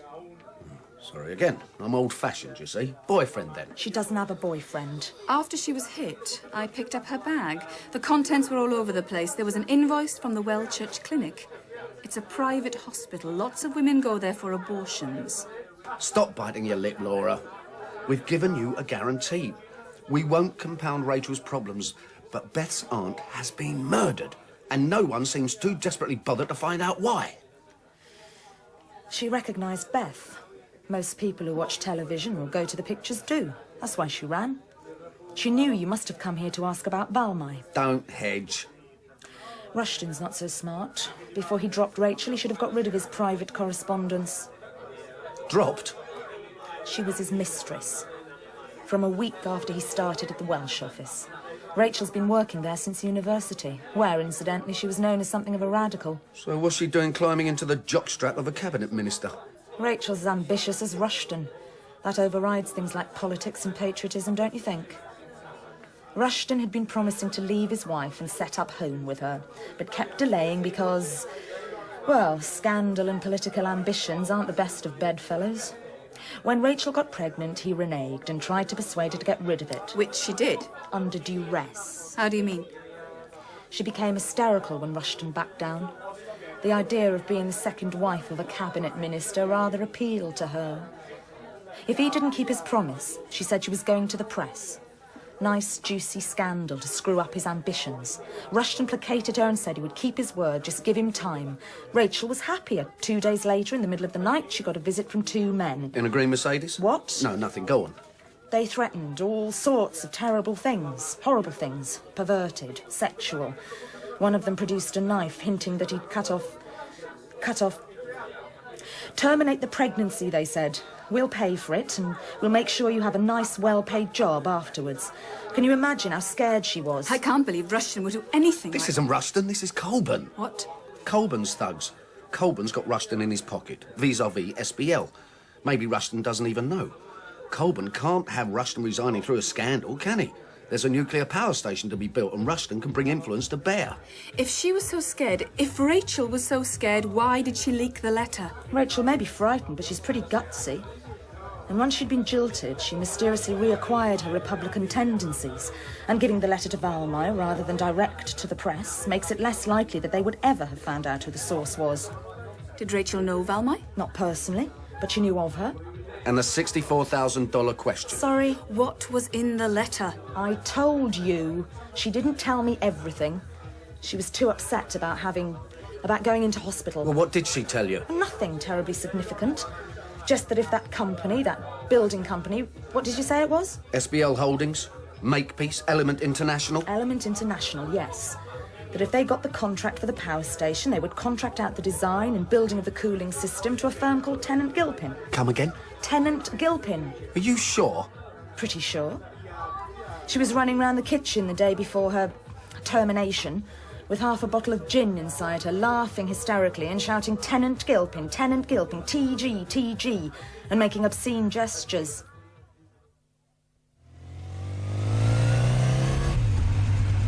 Pauline, I never thought I'd see the day. I'm only doing it because Beth asked me. Natural Mendy. What's wrong with your car?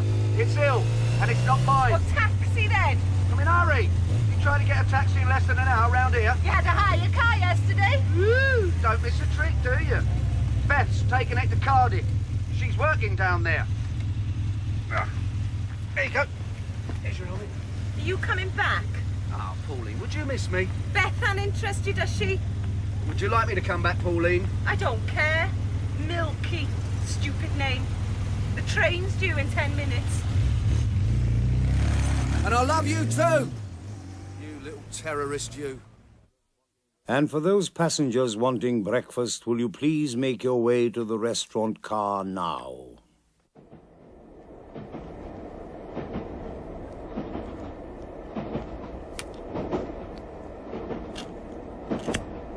And if anyone says it's too early... It is the middle of the night, you know. Ange, I've been phoning all evening. You haven't been in. So when are you coming? Tomorrow morning.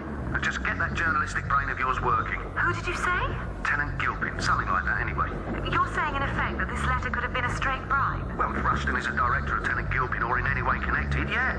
And I bet you £1 million he is. It's a pity we don't have the letter. Oh, since when have journalists been given to understatement? Tickets, please. You what? Tickets, please, sir. For a moment there, I thought you were a very tall woman with a very fine chest. Thank you, sir. Great sense of humour, British Rail. London. A taxi. Heavy traffic. A sunny day with hints of spring to come. and the dust and the dirt are pleasing to his senses after a week of country air. Yeah. Well, bearing in mind I spent 3 days in a police cell. I wonder if they're still following me. Are you talking to me?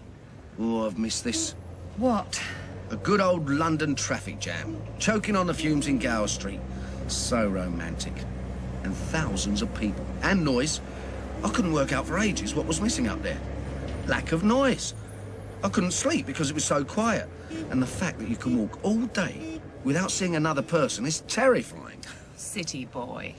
And the mountains give me the creeps. Tall buildings here, I mean, fine. They don't bother me, they're lifeless. But mountains seem to have a life of their own.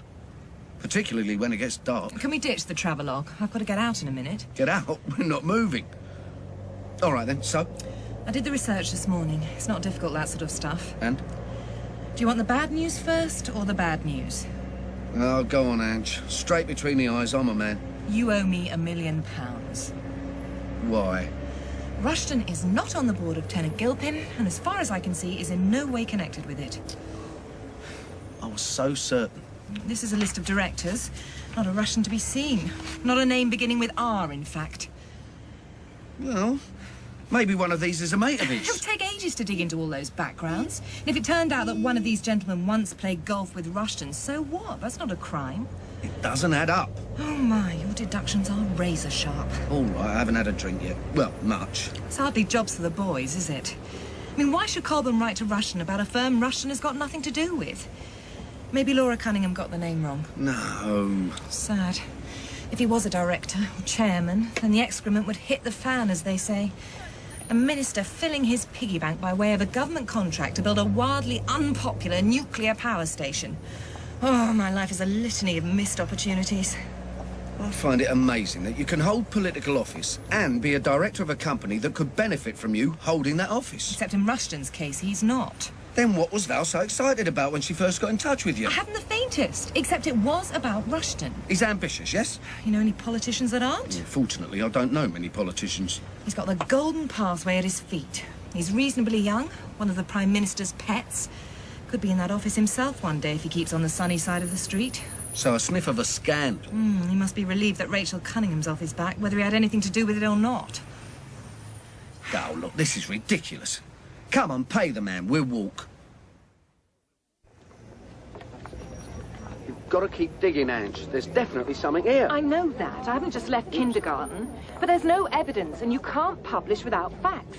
And where do I go and get them, Look, maybe you better go and see Rachel Cunningham again. She's the key. Oh, she's terrified. She ain't going to talk. Threaten her with the police. The Valmai connection. I do have some scruples.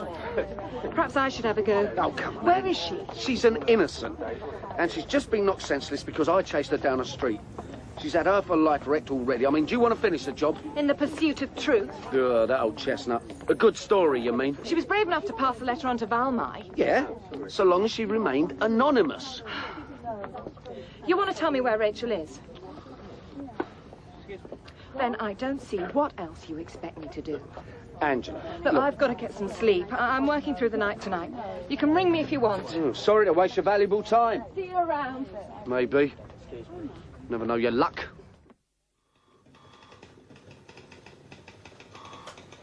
Sharon Kaczynski Associates. One moment. Sharon, is Central Television about Carl Crossley? Is he back in the country yet? He's not available. He's in Morocco getting doped up to the eyeballs. Oh, but don't tell them that. And don't disturb me, Michelle. I'm busy. Well, darling, you've got a book at last. Oh, come on, Sharon, don't be facetious. It's all deeply disturbing and has deadly implications. If it's not conjecture. Rachel Cunningham isn't conjecture. Then go to the police. I can't. Why? I'm scared, Sharon. I don't know how deep this goes. If the special branch passed on information to Rushton and then Val gets attacked, why aren't the police interviewing him? Well, maybe they did. Maybe there's no evidence. He was at the same gala we were at, after all. He sent someone in. Someone did. To get that letter back. They didn't mean to kill Val. They didn't expect her to be there. Which means that someone who knew her told them she was going to be out. St David's Day and all that. And according to Hugh, she only left the pub to feed the dog. Bugger me, Hugh. What? Just a thought. So meanwhile, someone's setting fire to newspaper offices to discredit nationalism. Well, that is conjecture, but it makes sense. How wonderful. But the only evidence is the letter. Apart from the girl. Yeah, but we can't figure out what was so damaging about it. Oh, I don't know. Give us a drink, Sharon. I feel a hangover coming on. Okay.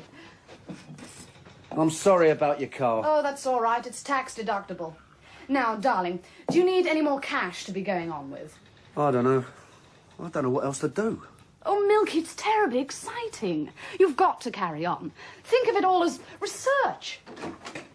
Michelle, get me some petty cash, will you? About 100 will do. And how is my client bearing up? The one you profess to be in love with?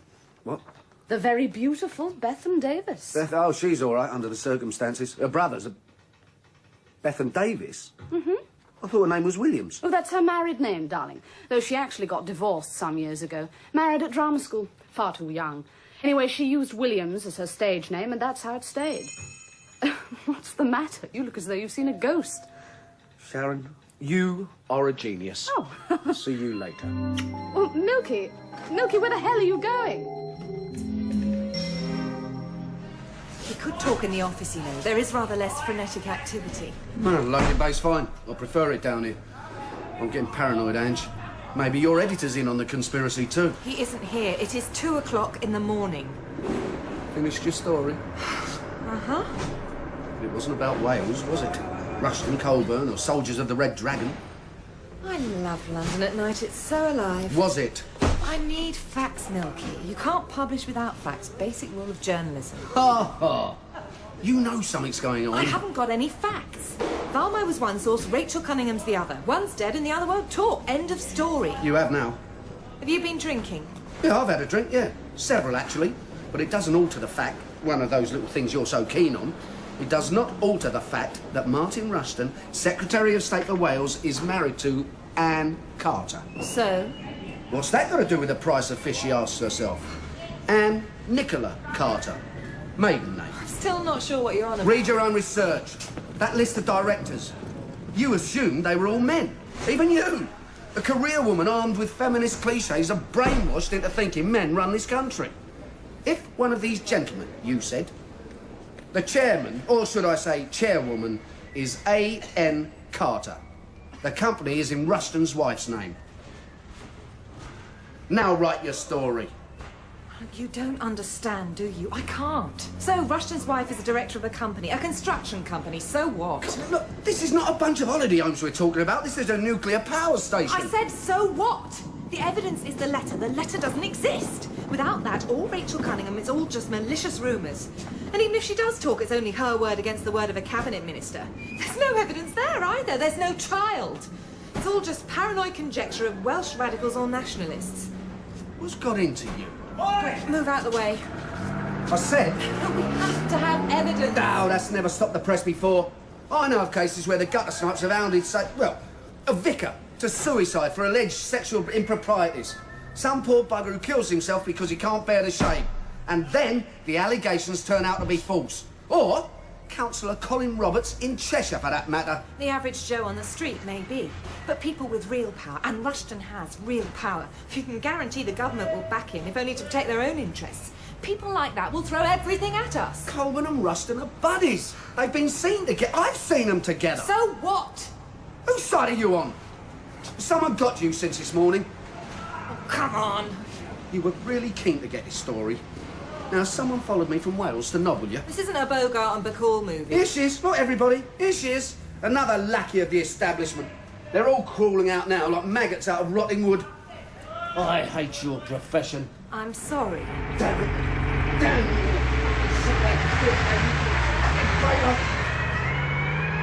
it. Come upstairs and have a coffee. No, thank you very much. Got a nasty taste in my mouth as it is. I think I'll go to Cardiff. It's the middle of the night. I know bars up and waiting. All political power comes from the barrel of a gun. So, when a peasant holds a gun in his hand, the old myths grow dim, and the prohibitions are one by one forgotten. The rebel's weapon is proof of his humanity, for in the first days of the revolt, you must kill.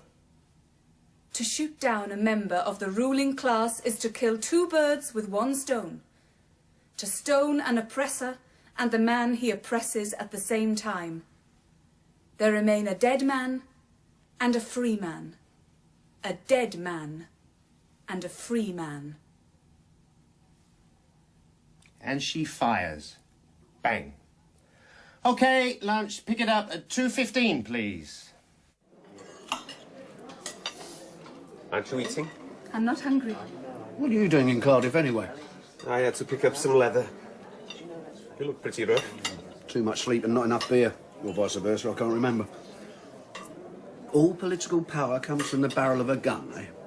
That's a neat hypothesis. It's not the playwright, it's a quote. Sartre, I think. Mao. Don't look at me like that, Hugh. I need to be working right now. You're shaking. What do you expect? It's just unbelievably awful. Isn't there anything we can do? Angela's gone very strange. Either she's scared or for some bizarre reason, she's lost interest. We have to go to the police. I'm not getting involved. Val is dead. What are you going to tell them? What we know. Rachel Cunningham has had her life threatened. It could be you next. So why are we bothering with all this? Why don't we just pack our bags, go to Disneyland and have a good time? So you tell the police? Yeah. And assuming they do take notice and don't go telling tales out of school to the Secretary of State again, do we get Colburn and Rushton without evidence? No, we don't. People like that don't get their hands dirty. If anyone gets banged up, to use the cute colloquialism of the old Bill, it's the minions. And the minions are well enough paid to keep their mouths shut. We need irrefutable evidence so that someone like Angie's paper will publish. So the police will have to act. Like what? Like a letter. So we're just going to let Val's killers go free? If those monkeys on the hillside who claim to be Milwy Drag had an iota of decency in them, they'd go to the police, inform them of the fires they did do, and thereby eliminate themselves from the brewery and the newspaper offices. Then the police would have to look somewhere else, wouldn't they? I have to go back. I'll see you tomorrow. Tomorrow? It's Thursday tomorrow, Hugh. I asked not to be called. There's a by-election, remember? Oh, of course. She'll be canvassing. They want her for a famous movie face. I said I'd go up. And the rest of her? Hugh! She lives in London, but she's always prepared to come back and help the peasants in the sticks when we need her. Oh. What a good it'll do us now. You seen the polls? Sioned's the best candidate we've ever had, and she's been ripped apart. What are you going to do? Well, if your little brother will give us a lift back to his village of however you pronounce it. Canverain. Yeah. I'll pick up Sharon's car and drive it back to London. Will you keep in touch? If you want, yeah. Do. Listen, I'm sorry we never made it, so to speak. Oh, you know what I mean. I'll see you. Yes. Will. Will who? Will Vowr. I didn't mean that, you know, the way it sounded. She likes you. It's just the wrong time. All political powers in the battle of a gun, eh? Or a box of matches. Is that supposed to be funny? Yeah, Pauline might laugh. You've got the wrong idea about Pauline. Have I? We'll stuff your barrels of guns and boxes of matches. You can stick your revolution up your backside, chummy. Unless it's internal. Meaning? You'll find out when you need to find out. How do you resist oppression if you don't fight back? Don't tell me you're oppressed, please. I can't bear the suffering peasant number. I overdosed on that years ago. Not the Welsh, anyone. How do you resist oppression if you don't take up arms? Don't know. I don't believe in violence. Pacifist, then, are you? It's bad karma, mate. What? Law of cause and effect. What is? I'd be a Buddha by now if I could stay out of the pub long enough. Nam Yoho Renge Kyo. What? Just a little something I say to myself now and again when I'm sober. What did you go to prison for? I got busted. Is that all? I had £5 of the stuff, and I attempted to castrate the first of about 10 coppers who came through my flat door. I was a radical then. Used to keep all the politicos in my manor happily stoned. 2 years. No, it was all right, though. It was an open prison. 1974. I was only 19. An entrepreneur, were you? Yeah, well, let's get a bill and go, shall we? Gair bil os gwelwch yn dda. Sorry? Gair bil os gwelwch yn dda. Sorry, friend. I don't speak Welsh. Never needed to. Me neither. The road from Cardiff to Llanferain is pleasant enough on a pleasant day. The scenery from Machynlleth is spectacular. But when it's grey and you're depressed, there is no joy in a journey of 4 hours. And the two men sit in silence. The radio a welcome barrier between them. Crap. you want to listen to this? No, not particularly. I don't want to hear the establishment's opinions and lies about the forthcoming by-election. I didn't know Beth was married. She isn't anymore. What happened? They were too young anyway. But when she got this film where she had to do some pretty steamy stuff... The Calvinist? Oh, you've seen it too, have you? Who hasn't? He got jealous and possessive and left. No, I can see his point. Him or her career. And she chose a career. I was at school when the film came out. I never lived it down. All my friends sniggering. Hugh's big sister flashing her pubes and driving ecstatically on the bed. She was naive then. Still is. I don't remember her telling me she was coming back to canvas. She got a fella now? No, she's unattached. Don't worry. How about you? I'm unattached too. Not tempted by Pauline then? No. She's carrying a torch for you. Every time you're in the frame, she goes weak at the knees. I bet she lives in hope that you'll come back to her one day. Do you lead her on at all? Oh, don't be ridiculous. Mind you, she seems to have warmed to me. Gave me a lift on her bike yesterday. Yesterday? Seems like 25 years ago. It's because Beth likes you and she thinks the world of Beth. All this hating the English is a bit overdone. Nevertheless, she does burn down houses, doesn't she? You still think she's Milwyr y Ddraig? Absolutely. The one that doesn't talk. The speak no evil monkey. Her size, her build. Go to the police then. As Ange would say, there's no evidence. Besides, who am I to spoil her fun? Talking of Ange, she went really weird on me, you know. She's a journalist. They're all odd. Not far from the village now, as dusk begins to fall, the Englishman feels weary and dozes off as the road winds its way through the huge, gloomy slate tips, funereal and towering above them on either side, the black legacy of industry.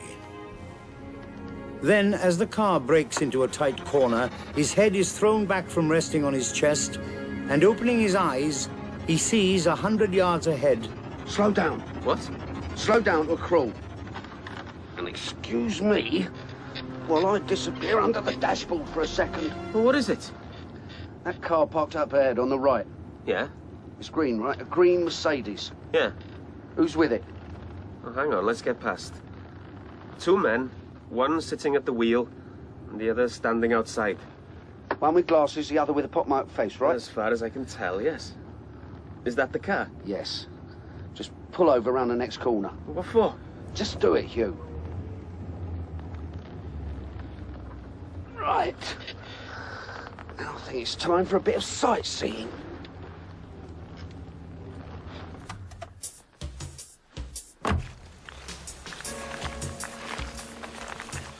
Scrabbling up the back of the slate tip that overlooks the road, enthusiasm compensating for lack of fitness and youth, reaching the top and looking down at the green car 25 feet below. Yeah, quiet. Come on, come on. So now what? Tweedledum and Tweedledee aren't here to look at the scenery, are they? It's getting too dark. And there ain't nothing else around here. Meaning?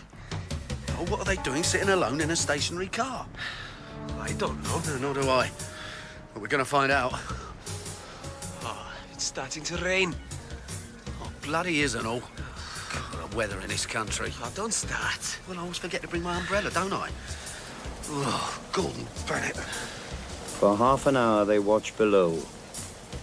2 men in a green car, their faces without expression. And the rain gets heavier. This is ridiculous. Patience, persistence, perseverance not always rewarded. But this time, yes, in the guise of the lights of an oncoming vehicle. Look. Who is it? Well, blow me to Kathmandu. The Englishman's jaw drops as a figure walks towards the parked car. A figure wearing a leather jacket and the name Daviv and the Red Dragon on the back. This is unbelievable. What was it? All political power is in what? How does that make you feel, eh, Hugh? No wonder. When something's staring you right in the face.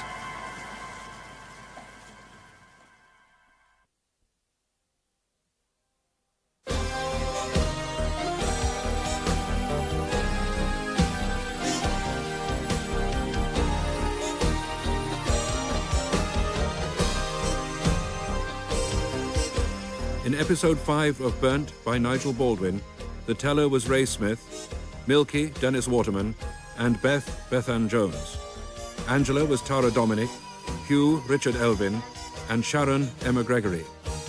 Pauline was Eluned Jones, and Laura Cunningham, Rhys Richards. Original music was by Laurie Scott Baker. Burnt is directed in Wales by Jane Dauncey.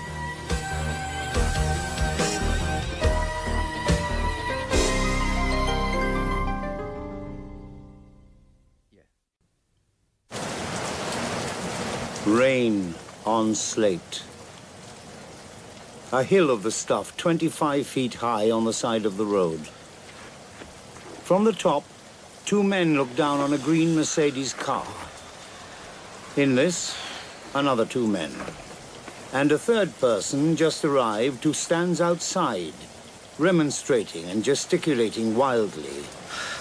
Wish we could hear what she's saying. Well, she's pretty angry, whatever it is. Oh, hello. Fidel's getting out. Now, what's in that envelope, do you suppose? God's truth, I might as well be underwater. They're laughing at her. Remember a book once called Girl on a Motorcycle? We had it in our 6th form library at school. Now, it was supposed to be rather erotic, but I never found out because it kept disappearing. Do you know where she lives? Run-down dump, about a mile outside the village.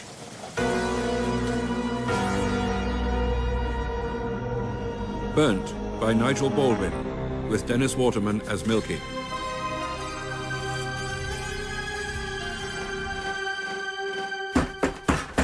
The banging shatters the fresh silence of the dark that trails a heavy rainfall. But the woman inside is oblivious, or at least unconcerned. In her house where she lives alone, which was her father's before he died, alone for some years without family, without lovers, and now without real friends, she rarely notices the squalor that surrounds her. Pauline? Pauline, cariad. Hugh Simmer. Dwi isio siarad efo chdi, Pauline. Hugh? Ie. Be ti isio? Dwi isio siarad efo chdi, cariad. Gaf I fewn, Ti isio siarad efo fi? Pam? Please, gaf I fewn, Pauline. Be ti siarad? Ti'n sylweddoli beth ti di neud? Leave her alone, I told you, no violence, all right? None. Violence? What about her violence? What about Valmai? I didn't do anything to Valmai. O, naddo? Wel, pwy ta? Dwi'm yn gwybod. Beth ti isio? Dwi'm di neud dim. I'll call the police. Oh, You really? can't just come... Really? What's this then, eh? Been smoking smack, have we? Now, there's a nice bit of evidence. Just what Gordon, the local bobby, would like to see. Where'd you get the money for this then, eh? You don't work. And the new motorbike, eh? I don't know what you're getting at. Tonight, we saw you with Colborne's thugs. What's in the envelope then? Gad hwnna. Oh, mucho dinero, no? Mucho, mucho. Blood money. It's for selling dope. We saw them give you an envelope. And what's this, Pauline?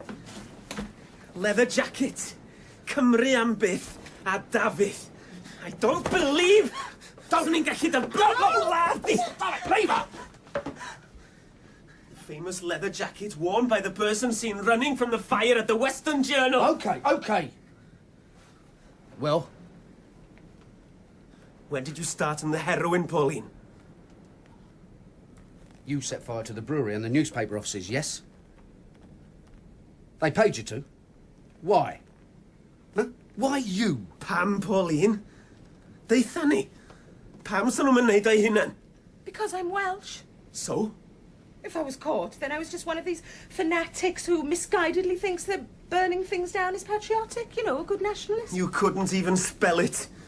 And I thought you believed... I went off beliefs, and particularly things you believed in when you betrayed me. I didn't betray you. You left me. Some sort of revenge on me, then, is it? Or on Wales in general? You're pathetic. Look, how did they get hold of you? I told you I'm Welsh. I'm a patriot. Particularly. Tell us!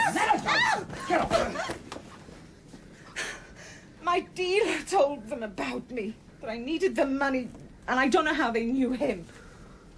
Look at you. Look at the state of this place. What's it matter? I live on my own. No one cares. I live how I want. one cares about me. You didn't care about me. Well, what about Val? Did you care about her? I didn't do anything to Val. Who did then? The two men. They said they had to search Val's house. There was a letter, some papers they said they had to find. I wouldn't have done anything to Valmai. But they said to keep watch and rev the bike if anyone came. I didn't think there was any harm in that. She wasn't expected back. It was St. David's Day. There was a party in the pub. I thought it would be clear. She must have disturbed them. They didn't mean to kill her, just to knock her out. You're just as guilty as they are. No, I'm not. I've just met them. It's the first meeting I've had since... I told them they were murderers, and if they didn't leave me alone, I'd go to the police. I wanted nothing more Yeah, well, what did they say? That I wouldn't live to get there. Have you any idea what you're messing with? Yours is not the only life they've threatened. Well, maybe, finally, we can go to the police. You can tell them... I'm not telling them anything. All right, we'll tell them.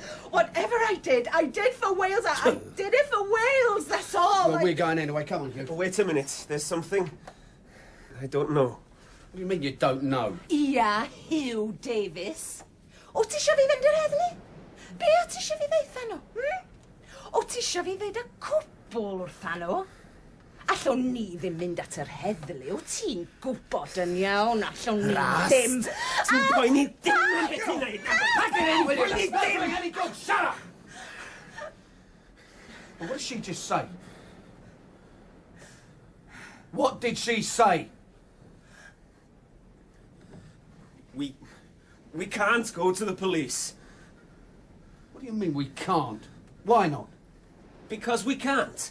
Why not? This is proof. She is tangible evidence. You don't understand anything, do you? We can't. It's too dangerous. And Beth. What about Beth? Beth's in real danger. You're not going to let her just sit there in her squalor as if nothing's happened. You can't do that. Why is Bethan in real danger? Well, I'm going to the police even if you don't. Think things through. Look, if Colborne or Rushton find out Pauline's gone to the police, then we're all in big trouble. In what way? I thought you were the one who didn't want to get involved with the police. No, but we've got evidence now. They can't ignore it. God, look, do you mind slowing down? Look, there's some things you don't know and can't understand because you're English. Then tell me. I can't. But if you care about Beth, and I know you do, you won't do anything. And what's more, you must never repeat, never tell her about Pauline. You want me to lie? For her safety. Morning. What you going? You off then? You guessed. Policeman's intuition. Back to London? Yeah, after I picked up a friend's car from town, yeah. You're not going in, are you? No, sorry, boy. I'm just down the road to cast my vote. Oh, yeah, finally. You like Wales? Well, it hasn't exactly been a bundle of laughs this last week, has it? No, it has its moments. But I think the banality of London is better for my health. I don't follow. But there's more phone boxes, so greater odds against them all being bugged. Necessary if you want to catch terrorists. Oh, sure. They got any further with Valmai's case yet? Slow, but meticulous. That's what police work is. We'll get there. Listen, Gordon, what do you think of Pauline? Pauline? She's a wild kid who takes drugs. Why? Just wondered. Can't you arrest her? Even if it's for her own good. I mean, you never know. She might have something interesting to tell you. Like what? How would I know? I'll see you. Nice meeting you, Gordon. Sioned Evans, your Plaid Cymru candidate. Vote for Sioned Evans today. Sioned Evans is located in Plaid Cymru. Sitting on a bench in the centre of this market town, he smokes a cigarette and watches the pantomime that is politics. Why do we assume it's so important? I mean, what does it change? Supporters wearing ludicrous rosettes. Like joke football fans. And reporters from the big newspapers, the ones that like to influence the course of politics. For their own ends. Swarm around the electorate like so many irritating flies, asking inane questions so that they can adorn their copy. Excuse me, we're conducting a survey. May I ask you how you're voting? And he says... Spanish Republican, mate, if that's any help. And he lights another cigarette. You're smoking too much. I know. Not bad for a bloke who gave up for 8 years. What's up? Nothing. There is. Well, all is not well with the world, is it? Look on the bright side, at least it's not raining. Lived here most of his life and has your interests at heart. Ugh, liar. He's a politician. Vote Labour. What is it? Why can't we take Pauline to the police? What danger is Beth in? I mean, why just Beth and no one else? Me, you? Is it something to do with her knowing Rushton? I wonder... What? Well, if all this ever comes to light, it wouldn't be just Rushton who would go down, would it? I mean, the whole cabinet boat would be rocking, and by association, the entire government. I mean, there's been a murder. The British public might tolerate corruption, but battering old ladies... So why did the special branch inform Rushton? Conspiracy theories? Why not? I'm into them. Everything is so bloody secret in this country. Ah, well, what does it matter? I'm going home anyway. Suppose we better go and get Sharon's car. Oh, sorry. Beth. I saw you sitting there. I thought I'd come over quickly and say hello. Or goodbye again, even. Do you often talk to yourself? Only when I'm sexually frustrated. You're wearing one of those ridiculous rosettes, I see. I'm doing my bit. Signing autographs, mostly. Look, let's go around the corner, out of sight. Bashful. I thought you were going back yesterday. Yeah, well, something happened. What? Nothing exciting. I You're can't very tell you, really. No, sorry. No, you go first. Go, go, go. I was saying you're very secretive, aren't you? You enjoy being mysterious. I don't, actually. But I can't tell... The Tories are running third. They thought they'd better spice up their campaign. You think you're going to win? I'm glad you haven't gone. So kind of one. Look, I'm packing up around 4. I'll do some shopping. Oh, that's interesting. I thought you'd maybe like to come over for supper. I'm at Val's tonight. Well, if... Rhys will keep the pub open until the election results come in. That'll suit you, won't it? Never been known to refuse. And then maybe you'd like to stay the night.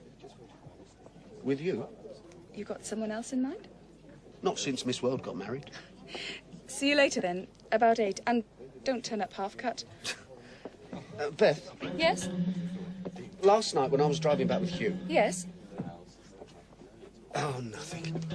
Except it rained a lot. Now who's being shy? Well, I'll get it from me mother. See you at 8. Bye now. Bye-bye. I can't seem to get away from this place. Y Llew Goch, the Red Lion. Late. Half the village in there, gazing at the telly, above the bar in the corner. Watching as the returning officer duly announces the new member to serve the said constituency in Parliament. David Lyne, Labour. 500 votes, man, 500! It's still a 10% swing, Dewi. That's hardly insignificant. You vote Labour, you would say that. That's your lot, boys and girls. I want to go to bed. Oh, come on, Beth. It's the gin. You've had too much. It's not the gin. Look, we had a really nice meal tonight. We shouldn't have lost. It was all so blatant. What are you looking at? Where's Hugh gone? Oh, he stormed out after the result just now. We must go and see Rachel Cunningham again. Oh, leave it, Beth. Let it go. No, I won't let it go. There is such a thing as justice. Oh, show me. You show me this concept. Where is it apart from in your imagination? My aunt is dead. And so might you be. What? Look, we don't know who did the fires, and Rushton and Rachel Cunningham have nothing to do with fixing a by-election result. We don't know who attacked your aunt. Killed her.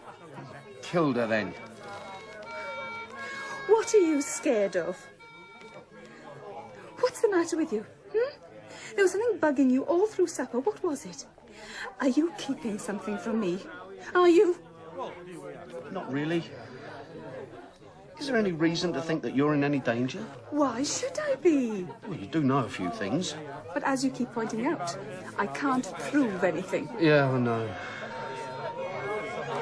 Come on, boys and girls, start drinking up. It's been a long day.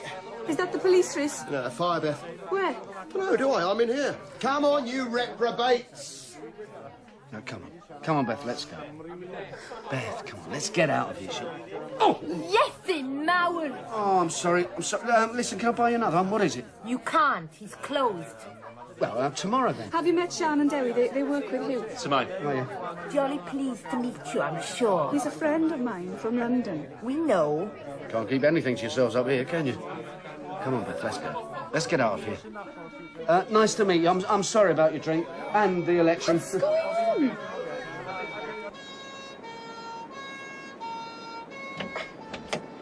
Gordon, beth sy'n digwydd? Tan, Beth. Yn lle? Yn hi Pauline. There's a fire. Well, I guess that. At Pauline's place. Dowch rwan. Safwch draw. Dowch. Os na ddim allan ni wneud. Come on, don't impede the services now. Please get back. It's over now. Lie down now, come on.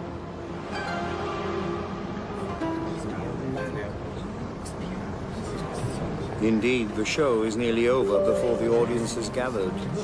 And 30 people, many of them volubly discussing their political differences in Rhys's hostelry just half an hour before, now back away in silence as a covered body is stretchered to the waiting ambulance and thence to pathology for further indignities. And when there's no more to see, they drift home. Something to talk about in the village shop tomorrow. Only the actress and the Englishman remain. Gordon? Gordon! Beth. Do they know what happened? Beth, it's finished. You might just as well go home. Was she in there? What? The ambulance that just went by. No mistake. It couldn't have been anyone else. Someone she'd taken in, or... Take her home. Beth, go home. There's no use you being here. What happened? Didn't have a chance. Probably suffocated. Smashed out of her brains and dropped a dog end on the floor. She might have been out of her brains, as you put it. But she didn't start the fire. The lads are already sure that it was a blatant case of arson. They can't be 100%, but they've seen a lot of this, remember? Same pattern. Beth? Beth? Jesus, I don't believe this. Beth? Gordon? Lle mae Pauline? Oh, yes, him. Oh, come here, you. What? Come here, over here. What are you doing? I want a word. Milkie! Just a minute, Beth. Just give us a minute. That's it. That's the final bloody straw. What are you raving about now? They've gone a bit far this time, your so-called patriots, your little prankster friends who call themselves Milwira Dry. They're not my friends, but it wasn't them anyway. Oh, come on, how do you know? It wouldn't have been. Oh, no? Well, how do you know? A little bit of revenge for Pauline posing as one of them. What about Colborne? What about the men in the green Mercedes? Pauline knew too much. She'd already threatened to go to the police. You just can't face the fact that this bunch you support might be evil. They don't hurt people. Ew. How would they have known? How did they know? It had to be Colborne and his men. They knew. You make me feel as if I've been poisoned by shellfish. How would they have known? We didn't tell them. I didn't. Did you? Ah, stuff it. Milkie! Tell who, Hugh? Tell who what? What? What's the matter with him? He's upset. We all are. Tell who what? Tell the police that Pauline was peddling heroin, that's all.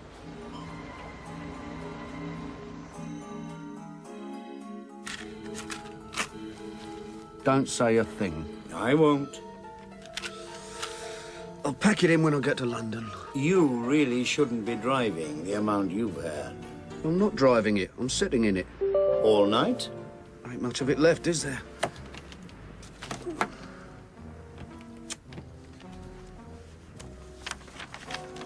What's that? This, my friend, is the car registration number of a green Mercedes. For our friends in blue. You're taking it to the police station? Not exactly, no. I'm going to bung it to them anonymously.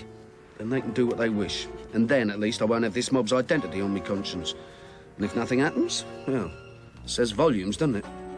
anonymously. Listen, mate, I'm marked down as a radical dopehead. Maybe they think I've got a grudge against Rushton, or that I'm insane. And it'd be just my luck for the Chief Constable in charge of this investigation and the Secretary of State to be members of the same Masonic lodge. No, it's much more convenient, much more politically acceptable to blame Milwiri Draig for everything. And I'm not risking my neck. And them? Yeah. Well, I was stupid about them. Really stupid. But I don't feel inclined to go to the old Bill on that score.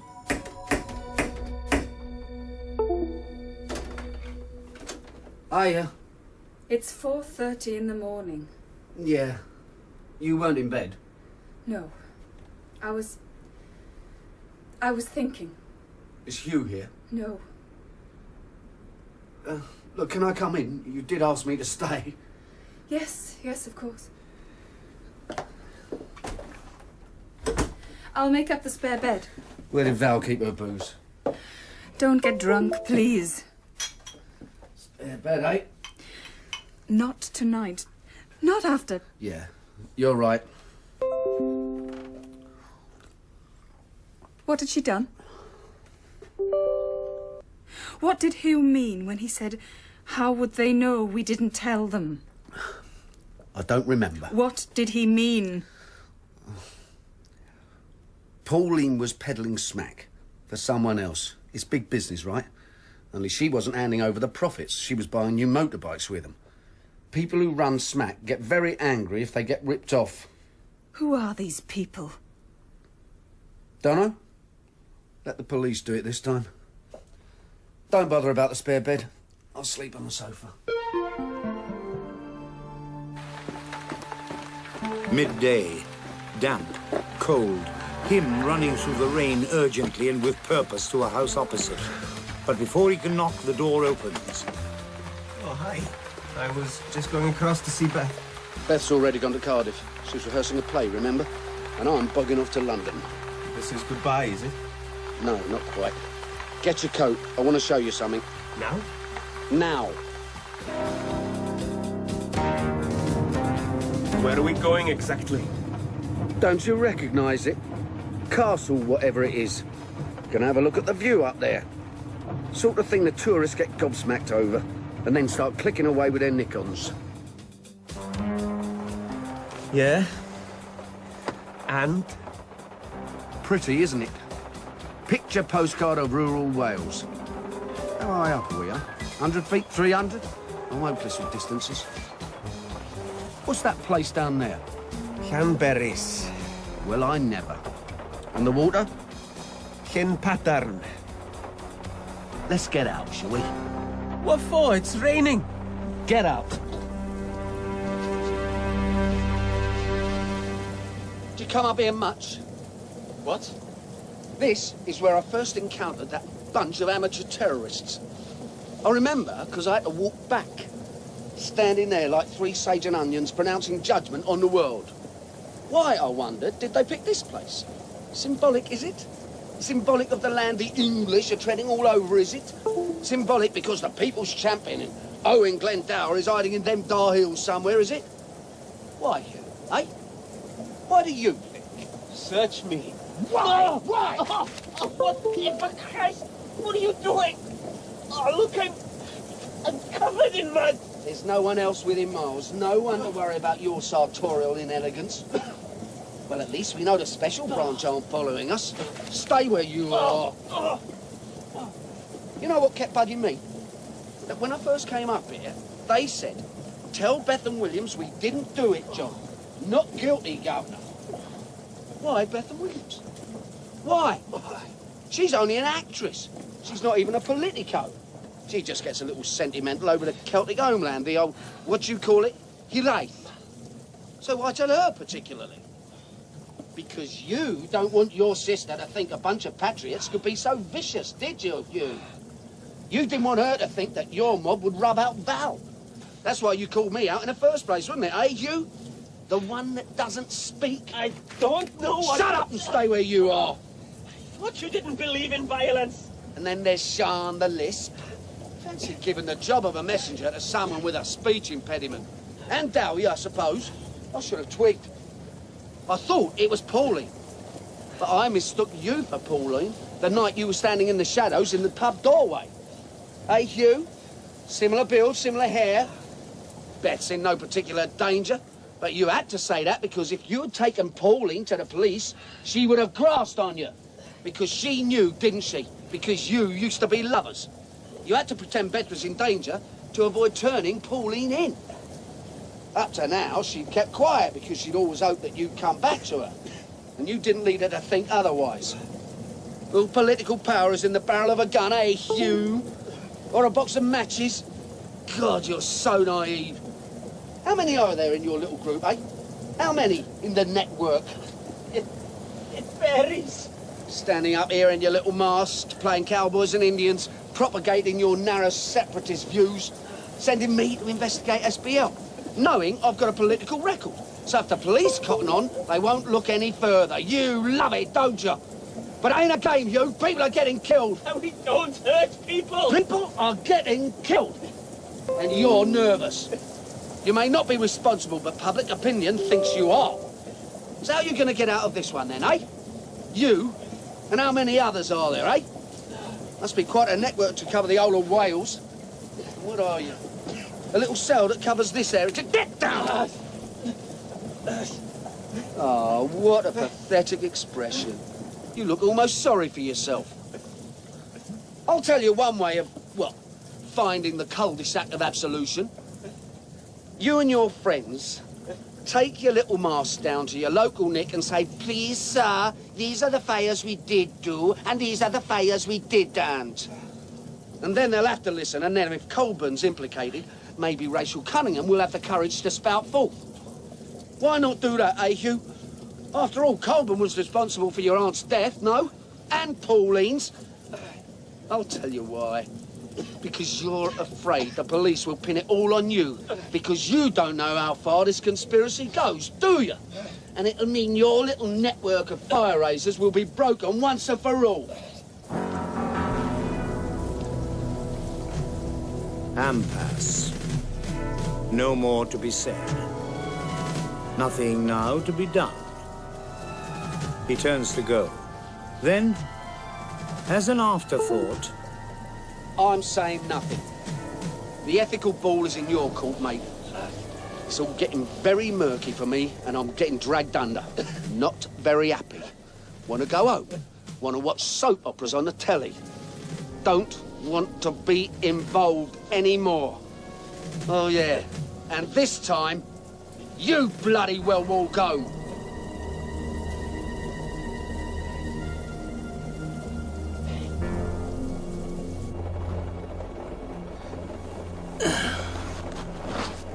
If in doubt, reach for a fag. Nah, I've given up. Down the narrow road, Snowdon looming behind, leaving a forlorn figure squatting in the mud, a speck in front of the granddaddy of mountains. A muddy speck which gets smaller and smaller in the rearview mirror, until it is nothing. Back to London. Yeah. And? Well, the world's my winkle, mate. Keep Sharon happy. Write a book. Got the material. Fiction, of course. Of course. I need a storyteller. Seems to be a habit of yours. Do you want to do it for me? I'll do my best. You're a gentleman, sir. And a scholar.